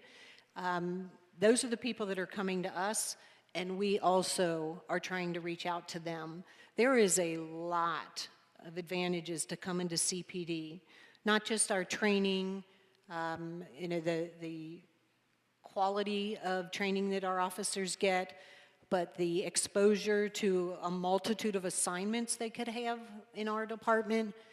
But also, one of the things that we stressed, especially to laterals, is we have a solid pension system, we have a drop program. There's a lot of opportunities here that I think would be very appealing to officers from other law enforcement agencies. So it is possible that a large part of our deficit with the police department could be made up through lateral classes if we decide to get aggressive as a council. Again, this is the first time that we are trying out-of-state laterals. We've had in-state laterals before, didn't really reap the benefit that we would have liked, but I think this is a completely different opportunity in front of us now. And yes, that is my hopes that the lateral will help us close a staffing deficit. So I believe in the budget process, we were aiming for 30 new officers through the lateral class. I would like to challenge both of you as you're moving forward to really take a look at how many good candidates we get and how far that number can be, because trying to close this deficit I think is very important, especially in light of, the last time that we did a complement adjustment, I believe was 2003, 2004 timeframe, and the calls for services have gone up over 20% across the board. So I think this is just one area that I want to highlight on the front end here, but not to belabor that point. I also want to challenge you guys on some areas that, in terms of policing and crime, I think we cannot gloss over the fact that this is not solely on your shoulders, Chief. There are so many systems in place out there that have to work right and function right for this to succeed. And if any one of them break down, it's easy to look at you as the police chief and say it's your fault, but it is not. So one, I'd like to challenge you and the city manager to be more vocal about areas that we as a community and a society need to continue to push and continue to have our eyes on and make sure that we are doing right. A couple things that I've noticed, Councilmember Cramerding talked about the UC police. I think that's an area that is worth exploring more if there's opportunities for overlap, especially in light of our deficit. As you talk about the MOU, are there ways that we could expand this to be successful here? My understanding is that they're now trained with CPD officers, so making sure that we have the quality there. But then looking at other things like, the possibility that probation offices are going to be closed around the county and be downsized into just one location is an area that may have unintended consequences for future, crime prevention efforts that we're going to have out here. So I just want to encourage you guys to speak up and continue to make sure these things are on the forefront so that we are addressing them collectively as a community, because it is not solely on your shoulders here. And then that leads into kind of my third point that I want to dive in on. We're talking about data, but we also have just the qualitative, or not the qualitative, how people are feeling and perceiving right now. And there's a very real feeling that crime is on the rise in the city of Cincinnati. And so while I appreciate the police officers now doing, walking on the streets and over the Rhine, I think Councilmember Cramerty talked about this. Your map calls out other areas, Cuff, East Price Hill, really needing some more attention, and these communities feeling like police officers are there. It is a criticism out there that I think we need to be able to address and help people feel comfortable with. I think we also have to look at, as we are starting to talk about policies, is the fact that there are a number of just quality of life issues that seem to drag on and on and on and on. And those of us who are working in the system are used to kind of the bureaucratic, slow drag of things. But for citizens that are calling in about noise complaints, time after time after time, weekend after weekend after weekend, and they're not feeling a response, even if there are things happening behind the scenes, it leads to this perception. It continues to lead to this feeling that we are not being responsive enough. And so I would really like to challenge you guys, and the mayor asked the question directly as to whether this council has challenged, and this mayor have told you not to do things, but there are probably policies that were put into effect years ago before any of us even sat in these seats that may have unintended consequences to this day, whether that is around quality of life issues, whether that is around the ability to appropriately police. These are questions I would like you guys to take a deep dive in on and come back to us and tell us, where have your hands been tied? Intentionally, unintentionally, had unintended consequences. We talk about this in development all the time. The best of intentions can sometimes lead to unintended consequences. How do we untie your hands? Because Chief, you said earlier, things that you were talking about something else, but you said it makes policing that much harder for officers. And there are things that I know that we have done, and we being the collective we as a community, not this council, not this mayor, that probably have made policing harder. And how can we address it? And I'm not an expert on this. I'm not going to pretend to be an expert on this, but I'm going to rely on the experts, much like we rely on the experts in development to tell us where we're tying hands unintentionally, for you to come back, and the city manager to come back and tell us how we can help expedite these various policy issues out there. And one that I will very clearly say is that during COVID, it was stated publicly by the city of Cincinnati, none of us were on council, none of us were in any of these offices, that we were not going to be doing traffic enforcement. And we weren't going to do it for COVID reasons, but that policy has appeared to continue on in some way or shape or form since then, that I've heard many, many people bring that up to me about how people know that we won't do traffic enforcement. So whether it's true or not true, it's something that we need to correct, because these are issues that are out there. When I see someone driving down the wrong one-way street, and nothing happens because a police officer sitting there, it continues to allow people to think this. And so is there something that we as a council need to do to address that? Please tell us, because you're doing everything right, but sometimes you're being blocked by us just not knowing that we have your hands tied fully. And so I really, really want to stress this. I want this to be like front and center, is like, we are your partners in this, but we can't help you where we don't know where to help you. And I think it's important that as we're diving on data, that the data is really important to this story, but we also have to really worry about perceptions, because people need to feel safe to come down to Cincinnati. They need to feel safe in East Price Hill. They need to feel safe all around the city. And we're taking the right steps, but this summer has shown that there's more we can do, and I think there's more this council should be doing to help you with that. Thank you. Chief, to the chair, to the council member, I just want to just speak to some of the points made. The facility study that we have underway is challenged with looking at the complement and whether we have enough officers. That is underway. That is actually, Chief has been working very closely with that. I don't have a date right now, but I could give you a follow-up on what that will speak to, how many officers we should have. Secondly, the goal for us is to make sure we always have quality officers that are policing in the spirit of the collaborative agreement, and making sure that we are also in an environment where everybody has guns, that our officers are being safe. And so you all have been very supportive in providing us the funding of anything that we've requested. You have been very supportive in making sure that our wages are the best that they can be, and they are very competitive. And there are quality of life issues from our building inspection team and things that we do look at. But what I would also challenge is, we do not want to start moving to get bodies in seats. We want to make sure that our residents are being policed by the best of the best, and that does take time. And even with a lateral class, they will have to step up to the standard of what CPD is demanding and what our residents deserve. So I just want to make sure that I say that, because it's important to, again, being very, yes, there is a lot of things going on. I've personally experienced it myself, so I understand. But in the same sense, we want to make sure that we're just not hiring just to be hiring. We're hiring the right people that give our residents the respect that they deserve. Thank you. Mayor? Yeah, Ms. Owens, please.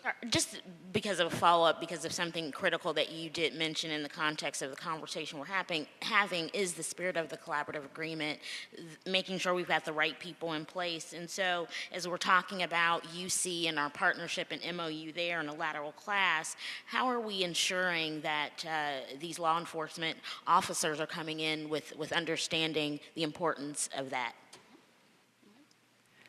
Yes, thank you for the question, Councilmember Owens. Part of our current traditional recruit class is educating them on the collaborative agreement, and that it will also be part of the curriculum for a lateral recruit class. They will understand the significance of the collaborative agreement, where we came from to where we are, as well as the significance of problem solving. Mr. Walsh? Thank you, Mr. Walsh. We'll now go to, oh, I'm sorry, Mr. Johnson, please. Just quickly, thank you, Mr. Jeffrey. Just very quickly, the manager made it clear this city and these amazing people that work and play here deserve the best of the best. We do have an issue with putting police officers in uniform, but we will never lower the standard, the demand that it takes to be a Cincinnati police officer. We will never change the collaborative effort of the spirit of collaboration with our community being involved in how we police, and we will never get away from accountability when it comes to putting that badge on. Being an expert in policing, our citizens deserve the best. Yes, we need more officers here in this city, but the best deserve the best. When you want to be a Cincinnati police officer, you do have to raise your game. The chief can testify, our qualifications in the city are higher than what the state demands. And I'm happy to say that's how we live in this city, because our citizens deserve the best. So we will never cut short what our citizens deserve. Thank you, Madam Manager. Thank you, Chief.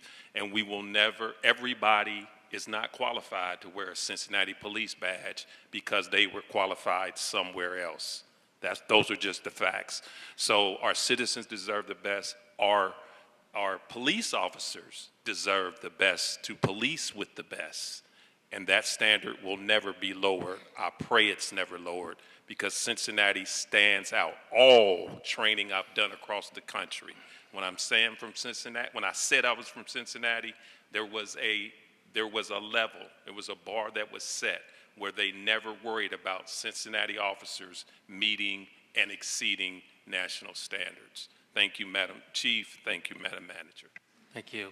We will now move to Mr. Jeffries, but just to give our Zoom participants a heads up, after Mr. Jeffries asks his question, I will then go to our Zoom participants, and I ask the clerk's office, once Mr. Jeffries is finished, to take down the slide deck and show our two council members remotely. And I'm now giving them the opportunity to make sure that they're camera ready. Mr. Jeffries. I think Ms. Alby's in the airport, so I'm not sure how camera ready she is. But thank you to both of you. Thank you very much. I'm not going to repeat what's been said. I do want to emphasize, though, for people who say we're not investing in police, if you look at how many officers we've authorized since we've started on council versus the previous same period, more than twice as many. So we are investing in police, and we're going to invest in police. And furthermore, we just authorized the highest raise in 40 years for police officers. Why? Because we need to retain them, we need to recruit good officers, et cetera. So that myth, I think, has to be debunked, because it's simply not the case. The second thing, thank you for all of your efforts also in terms of not only getting more officers, but making them, deploying them more effectively and more efficiently. I do think drones, for example, is a great opportunity for that. And you've talked about it before, Chief Thigi, on how to leverage drones to avoid unnecessary runs, because you can get intelligence as a first responder and maybe avoid even having to go out if the issue's already resolved. I think you've talked about that. So I think there's a huge opportunity there, which is amazing. And the task force, I think, fantastic early results on that. So how can we continue to, to push on those? A couple questions. The goal of compliance, not enforcement, which Scotty and Councilman Johnson and I were talking about, at what point does that become enforcement? So you kind of talked about the ask, tell, demand, enforce. So a scenario, somebody's on the beat on Main Street or whatever, and somebody's playing loud music or doing something. Then they say, presumably, hey, can you turn it down or turn it off or whatever? They go away, they come back, it's still there. How many times? At some point, it becomes enforcement, I would imagine. Like you're not going back 20 times and they're not complying. So what is that threshold, and how do we think about what that is? Yes, thank you. Each scenario for that is different, depending on what the officer is dealing with. We'll just use the example you gave, loud noise. We will ask them in a cordial conversation, come on, your neighbors are complaining, could you please turn the music down? And if they flat out ignore that request, then we will tell them, turn the music down, turn it down, your neighbors are complaining. And if they continue to ignore an officer's telling them now, they're not requesting now, they're telling them, and then they have to come back a third time with a little more demand to tell them to turn the music down. Sometimes these scenarios are just blatant defiance of an officer's ask and then telling to turn the music down. And that's when an officer's discretion kicks in. I have done everything I can to get compliance. It's obvious compliance is not going to occur here, so I am going to convert to enforcement efforts now. And so that could be through anything as simple as loud noise. It could also be something as significant as possession of a firearm. Possession, telling somebody to stop. We believe you're in a possession. We're going to ask you to stop. We're going to tell you to stop. We are going to demand that you stop. And when you defy all of those levels of our interaction with you, we are going to enforce the law. And that, just in talking to, not that my colleague here is the historian, but he kind of is. That from what he said, that sounds very consistent with how we have handled it historically, that we do that kind of, maybe the third time is enforcement or whatnot, but we do ask for compliance especially on those issues, more quality of life issues in particular I'm talking about. Obviously not somebody shooting a gun or something, that's very different. Yeah, I would like to clarify though, that is in kind of a perfect scenario, if everything goes the way we train them. There are instances where the officer's reaction to whatever the person's action is does not allow for all three of those steps to occur. Their reaction, the officer's action, because the person might take a very overt response to the officer asking them, that the officer does not have time to do those three steps, that they have to immediately reverse to enforcement efforts. And based on their discretion and what they're dealing with, that's okay. Makes sense.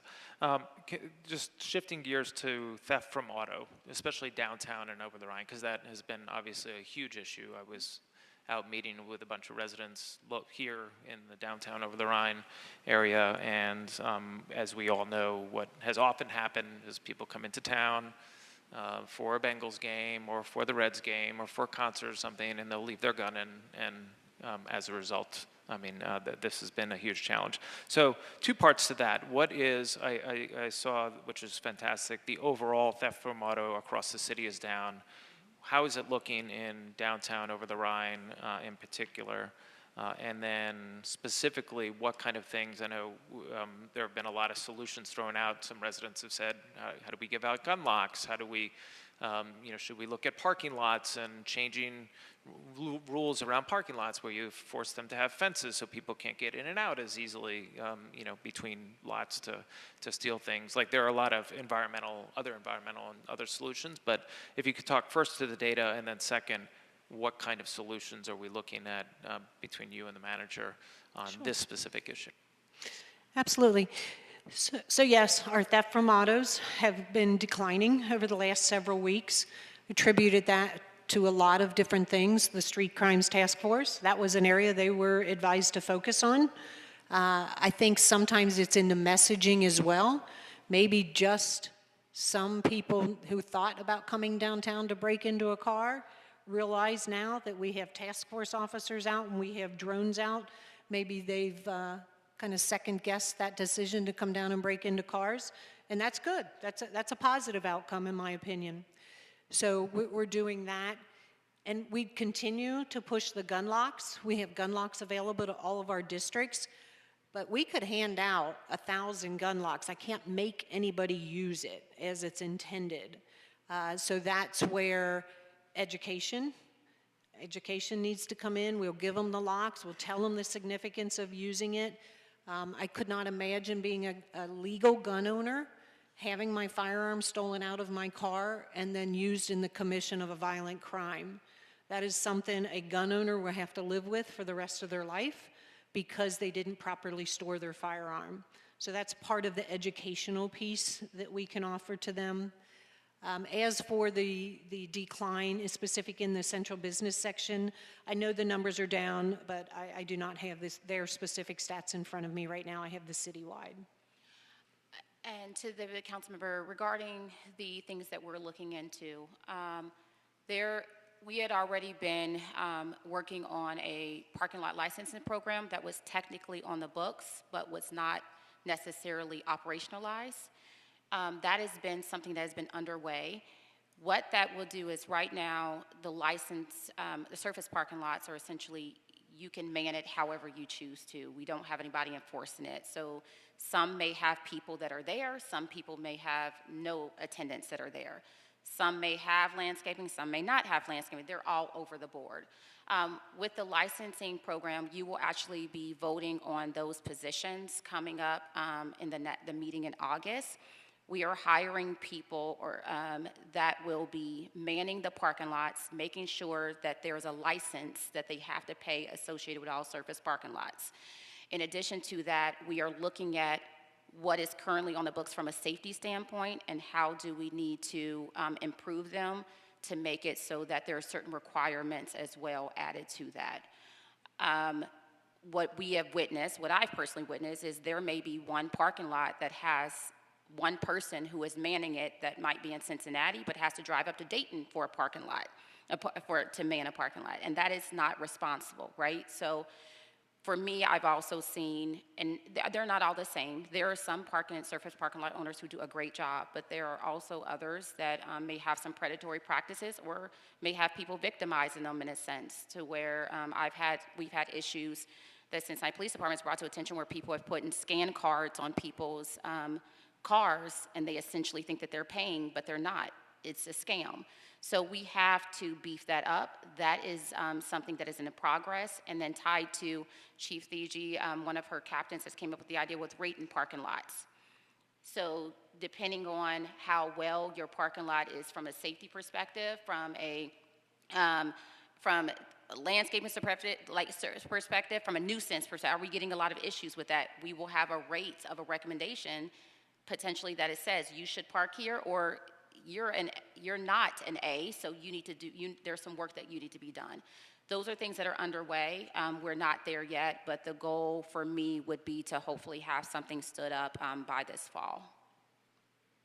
And on timing, because you just mentioned timing, for the curfew, I know there's a lot of details to work out, but do we have a target for when we want to target enforcing the curfew? Can you, was that the hours of it? I'm sorry, I didn't understand. I think you're asking for when it would be presented to council. Our conversation just before we came in here was hopefully to have something to you when you come back in session in August. Okay. No, thank you. Thank you. That's hugely helpful. I did have a question on community responders. I mean, there's been a lot of discussion of community responders. Can you just talk to, and I guess it's more for the manager, like how are we thinking about community responders? What kind of scenarios they're used in? What kind of scenarios they're not used in? How do we deploy them? How do we train them? And maybe this is a topic for August when we come back as well, but I would love to have you expound on it. Yes, I can go very high level, and then we can also have Director Bill Vidra potentially present to you all as well. But my theory is, and it's the same spirit of you all, thank you for the resources to do ARC. There are certain things in my mind that while we have very trained police officers, there are other things that they should be focusing on. And how do we find a way to allow for them to have the space to be able to have ARC show up for mental health situations to support them. And then potentially maybe there's an auto accident that may not have somebody that is hurt, but we just need somebody to witness the exchange of information. Maybe there's a way of they can get an eye on something, like for right now, 311 at Rec at Night. We have 311 community responders who are all very excited to go to the rec centers and to watch, to be supportive to the recreation staff in light of potentially not having the, giving breast to the officers if the details weren't picked up. So the way that I see it is we have very professional officers who do a great job, and there are certain things that civilians cannot do that only they can do, and there are certain things that that gaps in our service that we have that neither one is responsible for, but we can use our 311 community responders to work on. That is always the goal. And at the end of the day, the 311 community responders, and the same thing with the ARC, they know that they have to call our police officers when it comes to situations to support it as well. DG, do you want to expand upon any of that, or did I clarify that? No, I think you got it. Yes. Thank you. No, and I think the objective, all of us are the same. It's like, how do we get more people? And I think you've heard it here. I mean, the reaction also to foot patrol. We hear it in all the neighborhoods. Can we get cops on the beat? And we can't because we don't have enough officers often. But these are the tools that free up officers, whether it's drones or other things that enable them to do more on the beat. I think, and enforcing some of the more quality of life issues, I think is what we are hearing also from folks is like, all right, we want to enforce that. We want to make sure that people understand that, that these are rules that need to be followed. And so I appreciate all of your effort on that. Well, and just one more thing, and to the council member, I've honestly spoke to a lot of officers who actually ask for 311 community responders. They ask for Community Cares Initiative. They ask for ARC to come. So there is a large population who is very happy about what we are building in and what we're utilizing in intervention that I have spoken to. That's fantastic. The last thing I would say, I did an amazing thank you ride along a week ago or whatever. And I have to compliment the officer. Maybe he was doing it because I was also there. But, some kid tossed down some trash in front of a Taco Bell, and he rolled down the window. He's like, come on, no. Pick it up, put it away. Which I'm like, okay, that's the type of compliance I think we want. I mean, I would do that as a parent if my kids threw some trash down. You would do the same thing. I mean, you did it in a very polite way, respectful way, and the kid, did. So just thank you for your attention to those little, quote unquote, not too little quality of life issues. Thank you, Mr. Jeffries. And now to our members on Zoom. Mayor, sorry. Oh, Can I just ask a follow-up question? Ms. Owens, please. Thank you.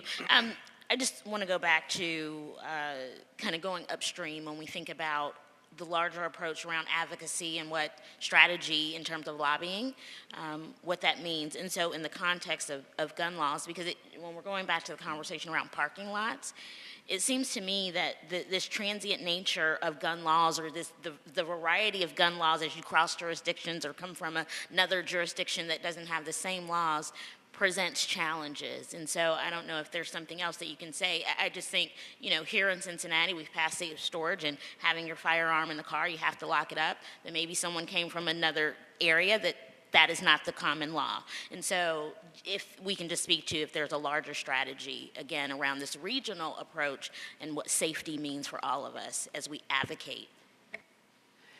Yes, thank you, Councilmember Owens, for that question.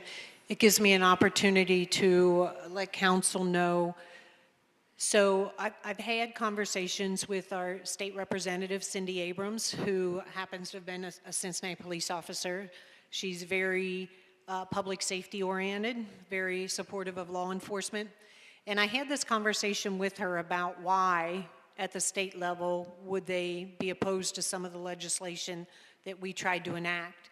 And she discussed specifically that for gun owners to leave one jurisdiction or one city limit and enter another city limit, for them to be educated on all the different legislation that could occur then within the state of Ohio would become extremely difficult for them to have that knowledge. And so that's why they take it from a position at the state level. And that is also why about a year ago, I offered to the city manager to be a voice from law enforcement, because I think sometimes when I can have conversations with people at the State House on how maybe proposed legislation would have unintended consequences to law enforcement, I think they need to hear that from a law enforcement professional. And I've kind of kept my eye to see who goes to and testifies at some of these committees. I've done it a couple of times now. I want them to hear from me as a police chief in the state to help them navigate what would good legislation that helps law enforcement look like, as opposed to legislation that they think has a good intention but may have some unintended consequences. So she's been very, very receptive to conversations with me, and I've offered up any time to talk to the state legislators from a law enforcement perspective. And those are good steps, which also ties to the federal level when we think about advocacy, because the more that we can be consistent across state lines as it relates to safety, the better for all of us. Thank you, Ms. Owens. Moving now to our Zoom members. We'll start with you, Ms. Albee. Hi, everyone. Sorry again I couldn't be in person, and I appreciate the robust discussion. It gave me time to get from the airport through baggage claim and to my final destination. And I also wanted to just start by reiterating some of the talking points we've talked about already. Legislation and need for stronger gun laws at the state and federal level, absolutely. Sorry, can you hear me? Yes, we can hear you. Okay, great.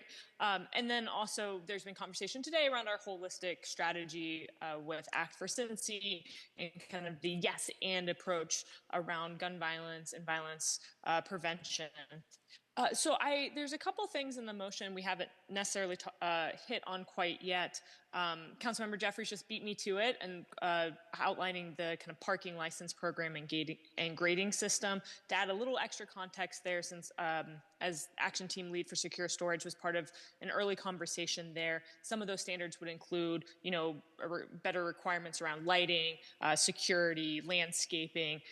There is a whole kind of national best practices of what it looks like to have a safe parking facility. So looking to how we can incorporate that and then pair that with the CPD evaluation, which is exciting.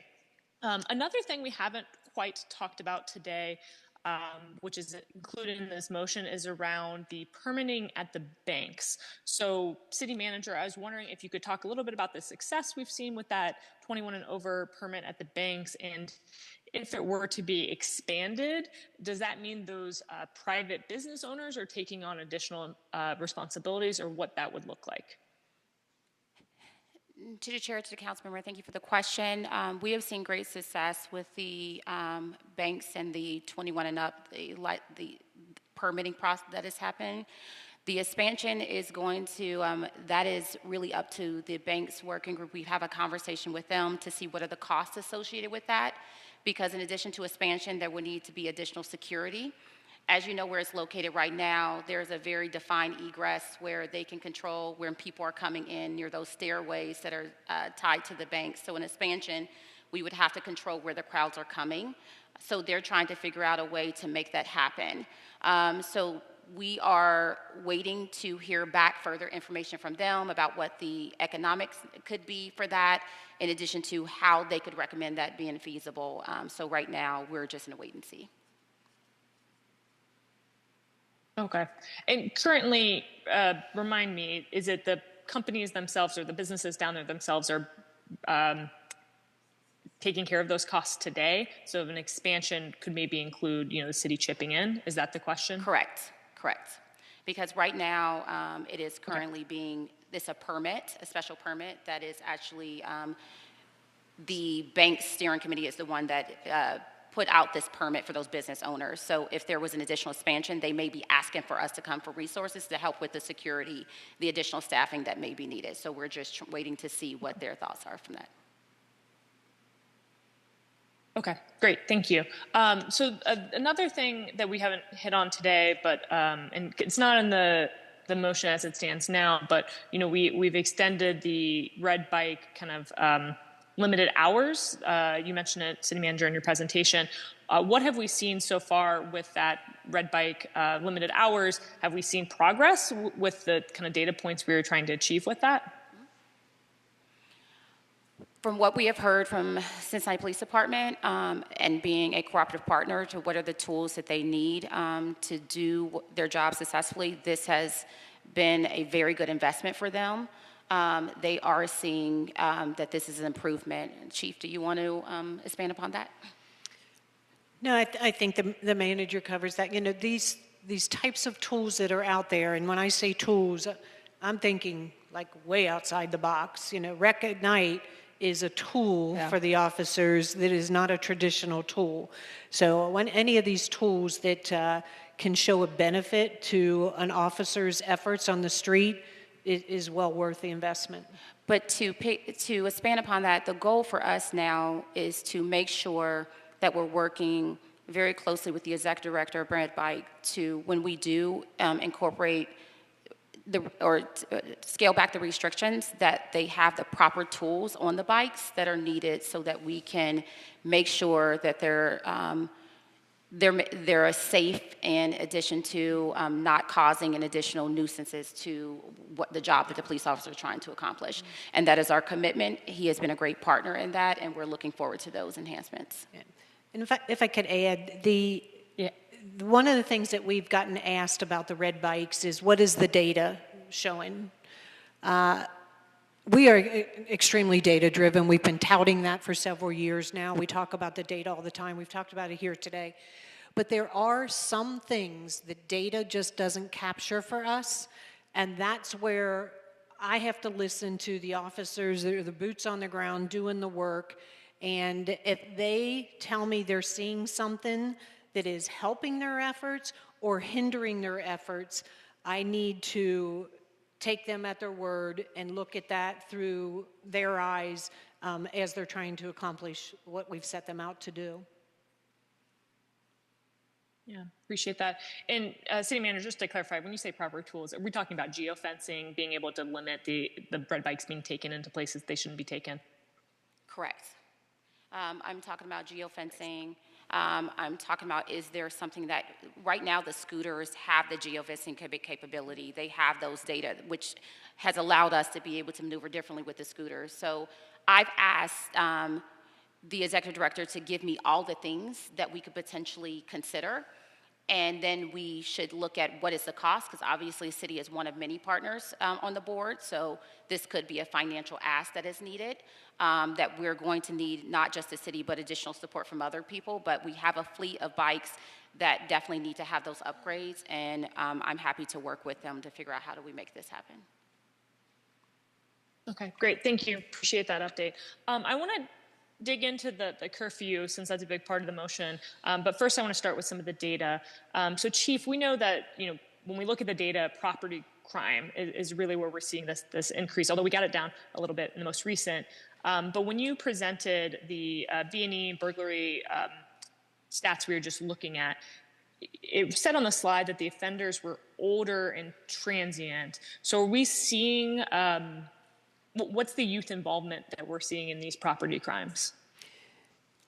Yes, thank you. So where the offenders are older and transient is more for our burglaries and B&Es. What we see is quite a few of them have mental health issues, dependency issues, things like that, and breaking into a business is their way of supporting their needs at that time. And so that really is kind of outside the conversation of curfew, because those are mostly the offenders for burglaries and B&Es. Okay, yeah, so I guess what I'm trying to get at is, so what are the crimes you mentioned that there's indication that youth disorder is occurring after curfew hours. What's that disorder? What are those crimes? What are we solving for when we talk about enforcing this curfew for kids? Yeah, so this kind of goes back to listening to the officers that are out there doing the work. So a good example of this is when our CDRT and SWAT are out at Friday and Saturday nights at the banks, Main Street entertainment area, the Fountain Square District area, that it is youth that may not be, some are, but not all of them, committing a violent crime or a non-violent crime or just simply disorder that affect the quality of life for the businesses and the residents in those areas.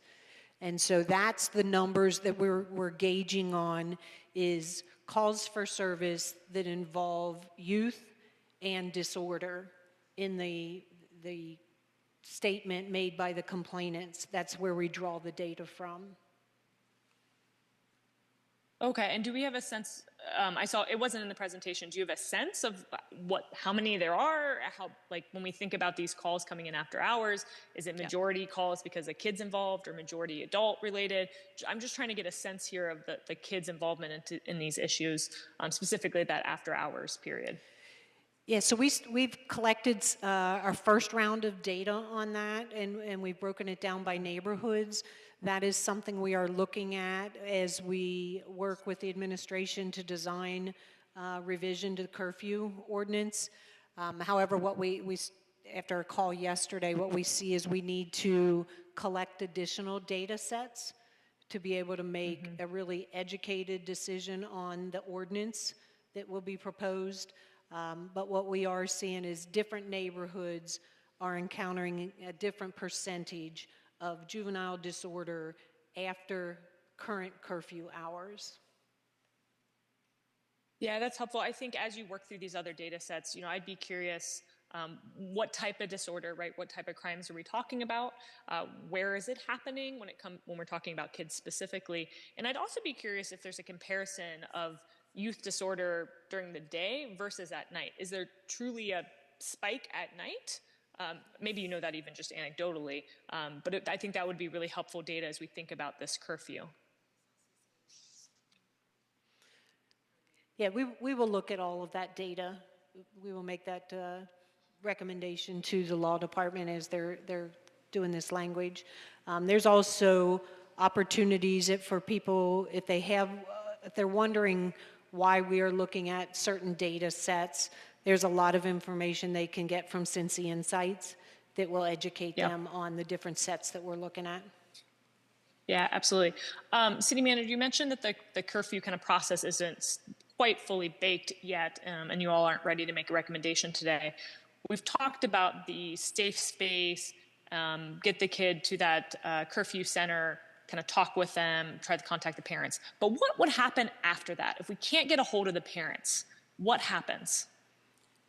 So to the council member, we are currently engaging on working out the ecosystem of how the curfews work. So right now I'm speaking in speculation because we haven't put pen to paper yet, and the goal would be have a cooked recommended process to you all, and hopefully when you all join us in August. But in my ideal world, and also very high level, but I don't want to promise Judge Bloom as well, but the goal would be for us to have this place for the kids to be able to, the police officer to drop off. The police officer would have to, we would have to have a police officer in the location as well.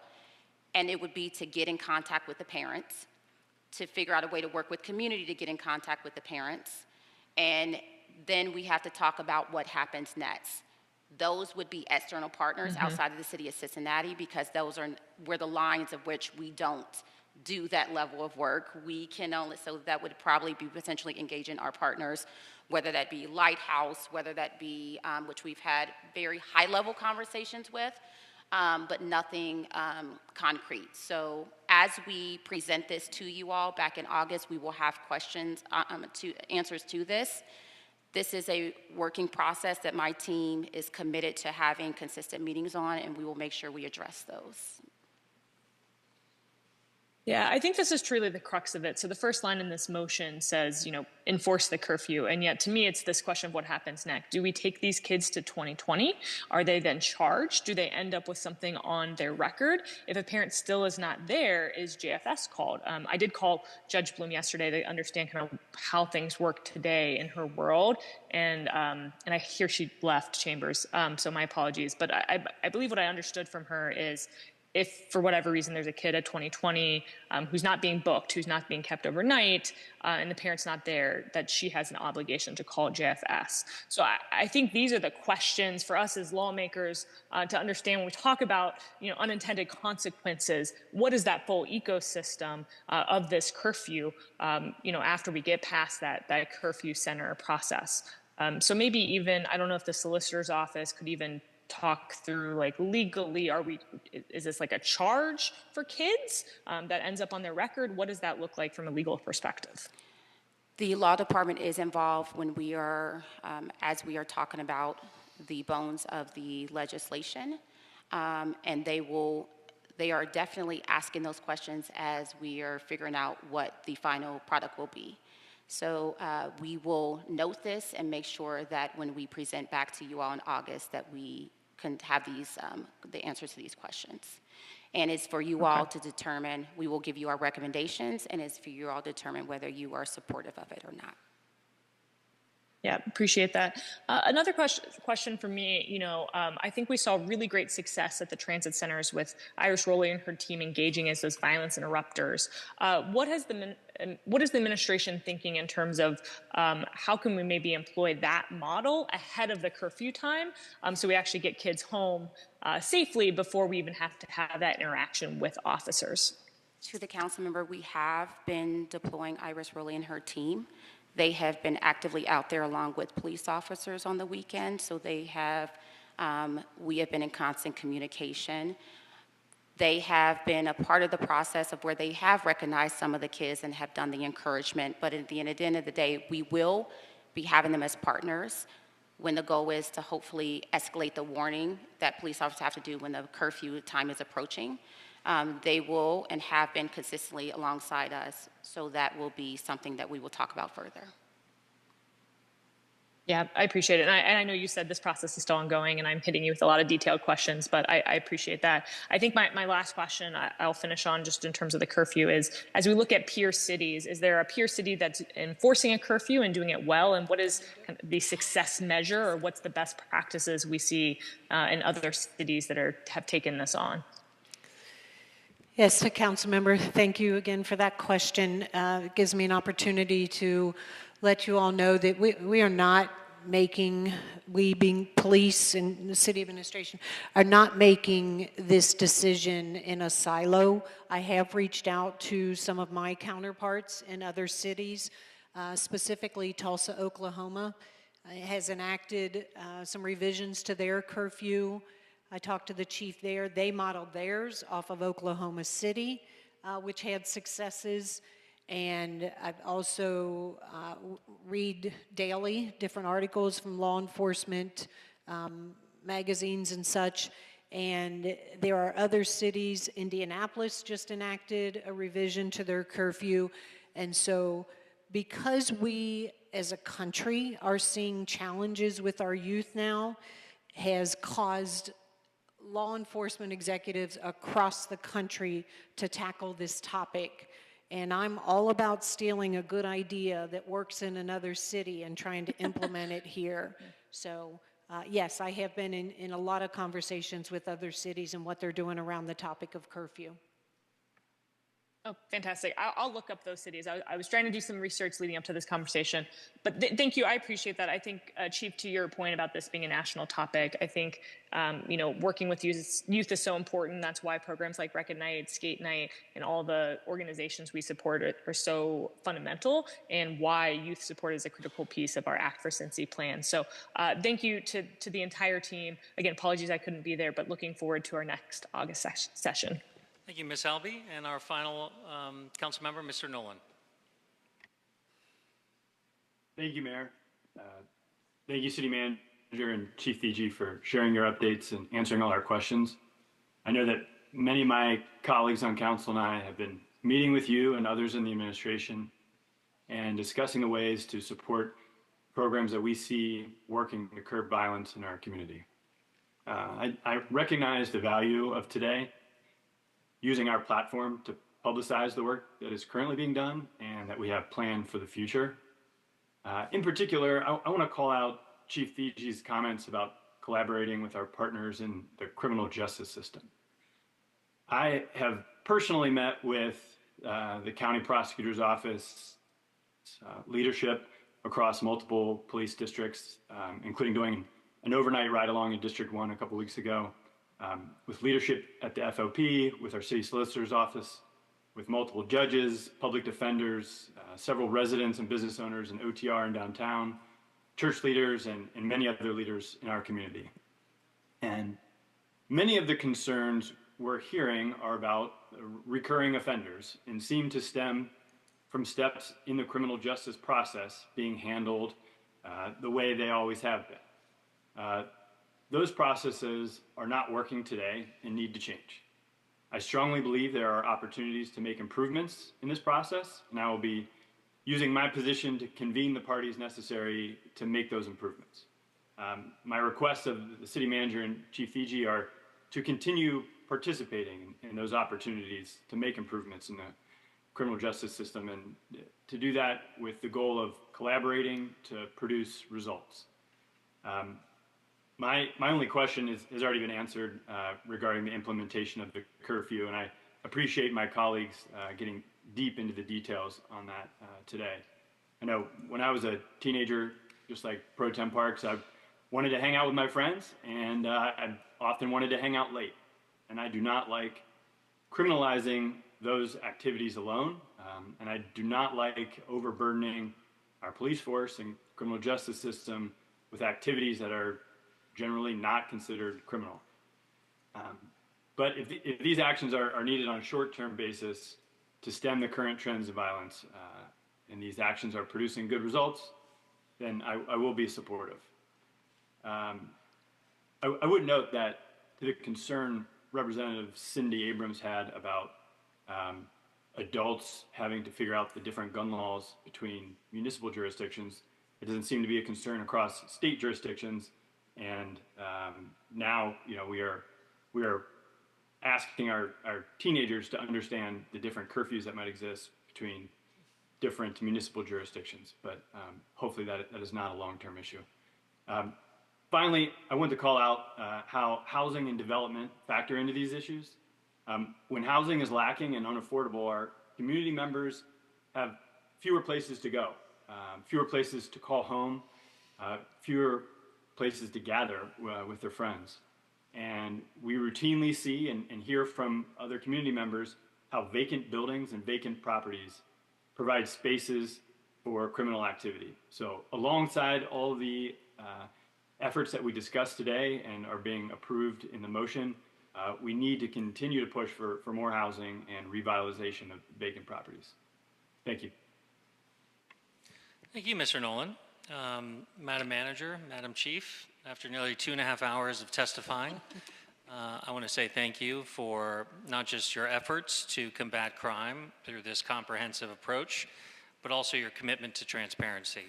The bi-weekly press conferences where we stand in front of the media and answer any and all questions, This opportunity for the 9 council members to ask you questions is a real testament to your commitment, not only to make us safe, but to make sure that the community understands what we're doing and that we're responsive to their concerns. And the most recent evidence of that is the walking patrols, Chief, that you have instituted. And so we are grateful for your leadership, and we will remain committed to this kind of transparency and accessibility to our community. Thank you very much. You're welcome. Please grab a drink of water or...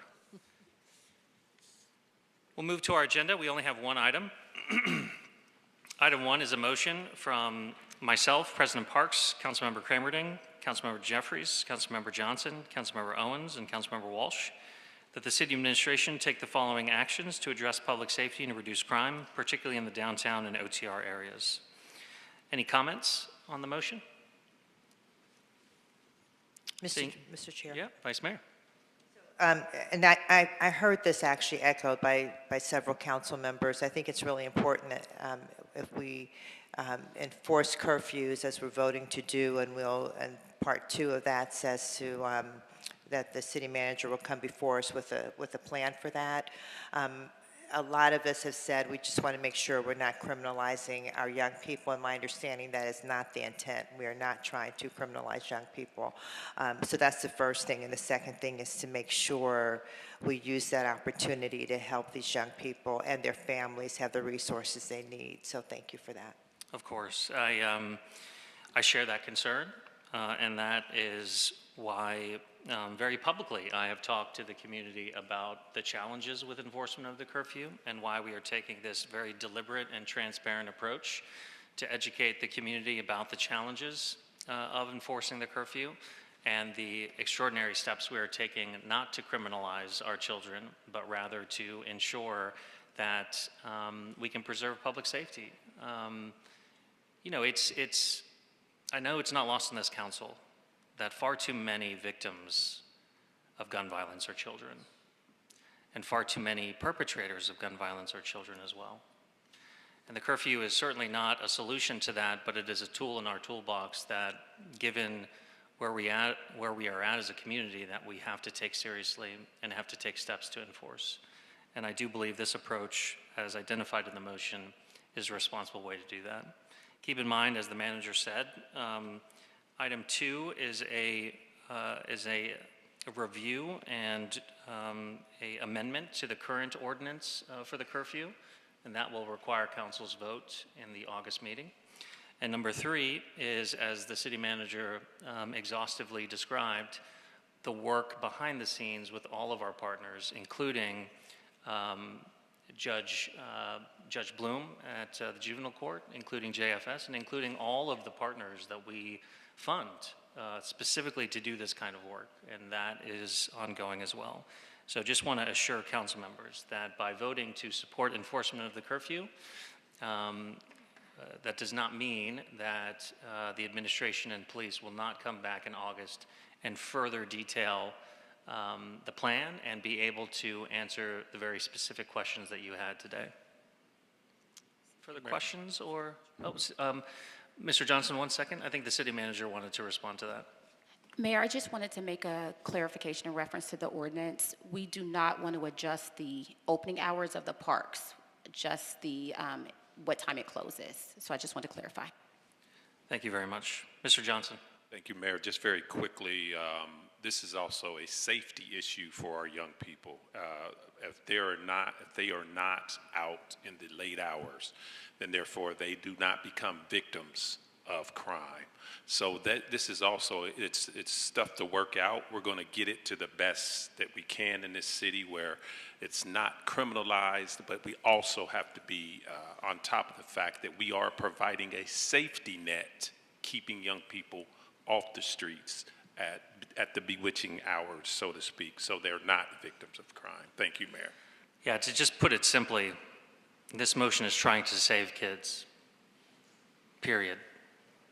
And the curfew is an important tool in trying to do that. Other comments or questions?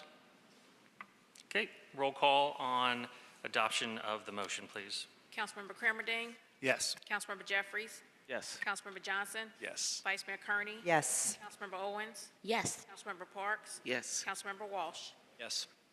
Thank you. Items 2 through 3 are as indicated. This special session of council, having met its intended purpose, is adjourned.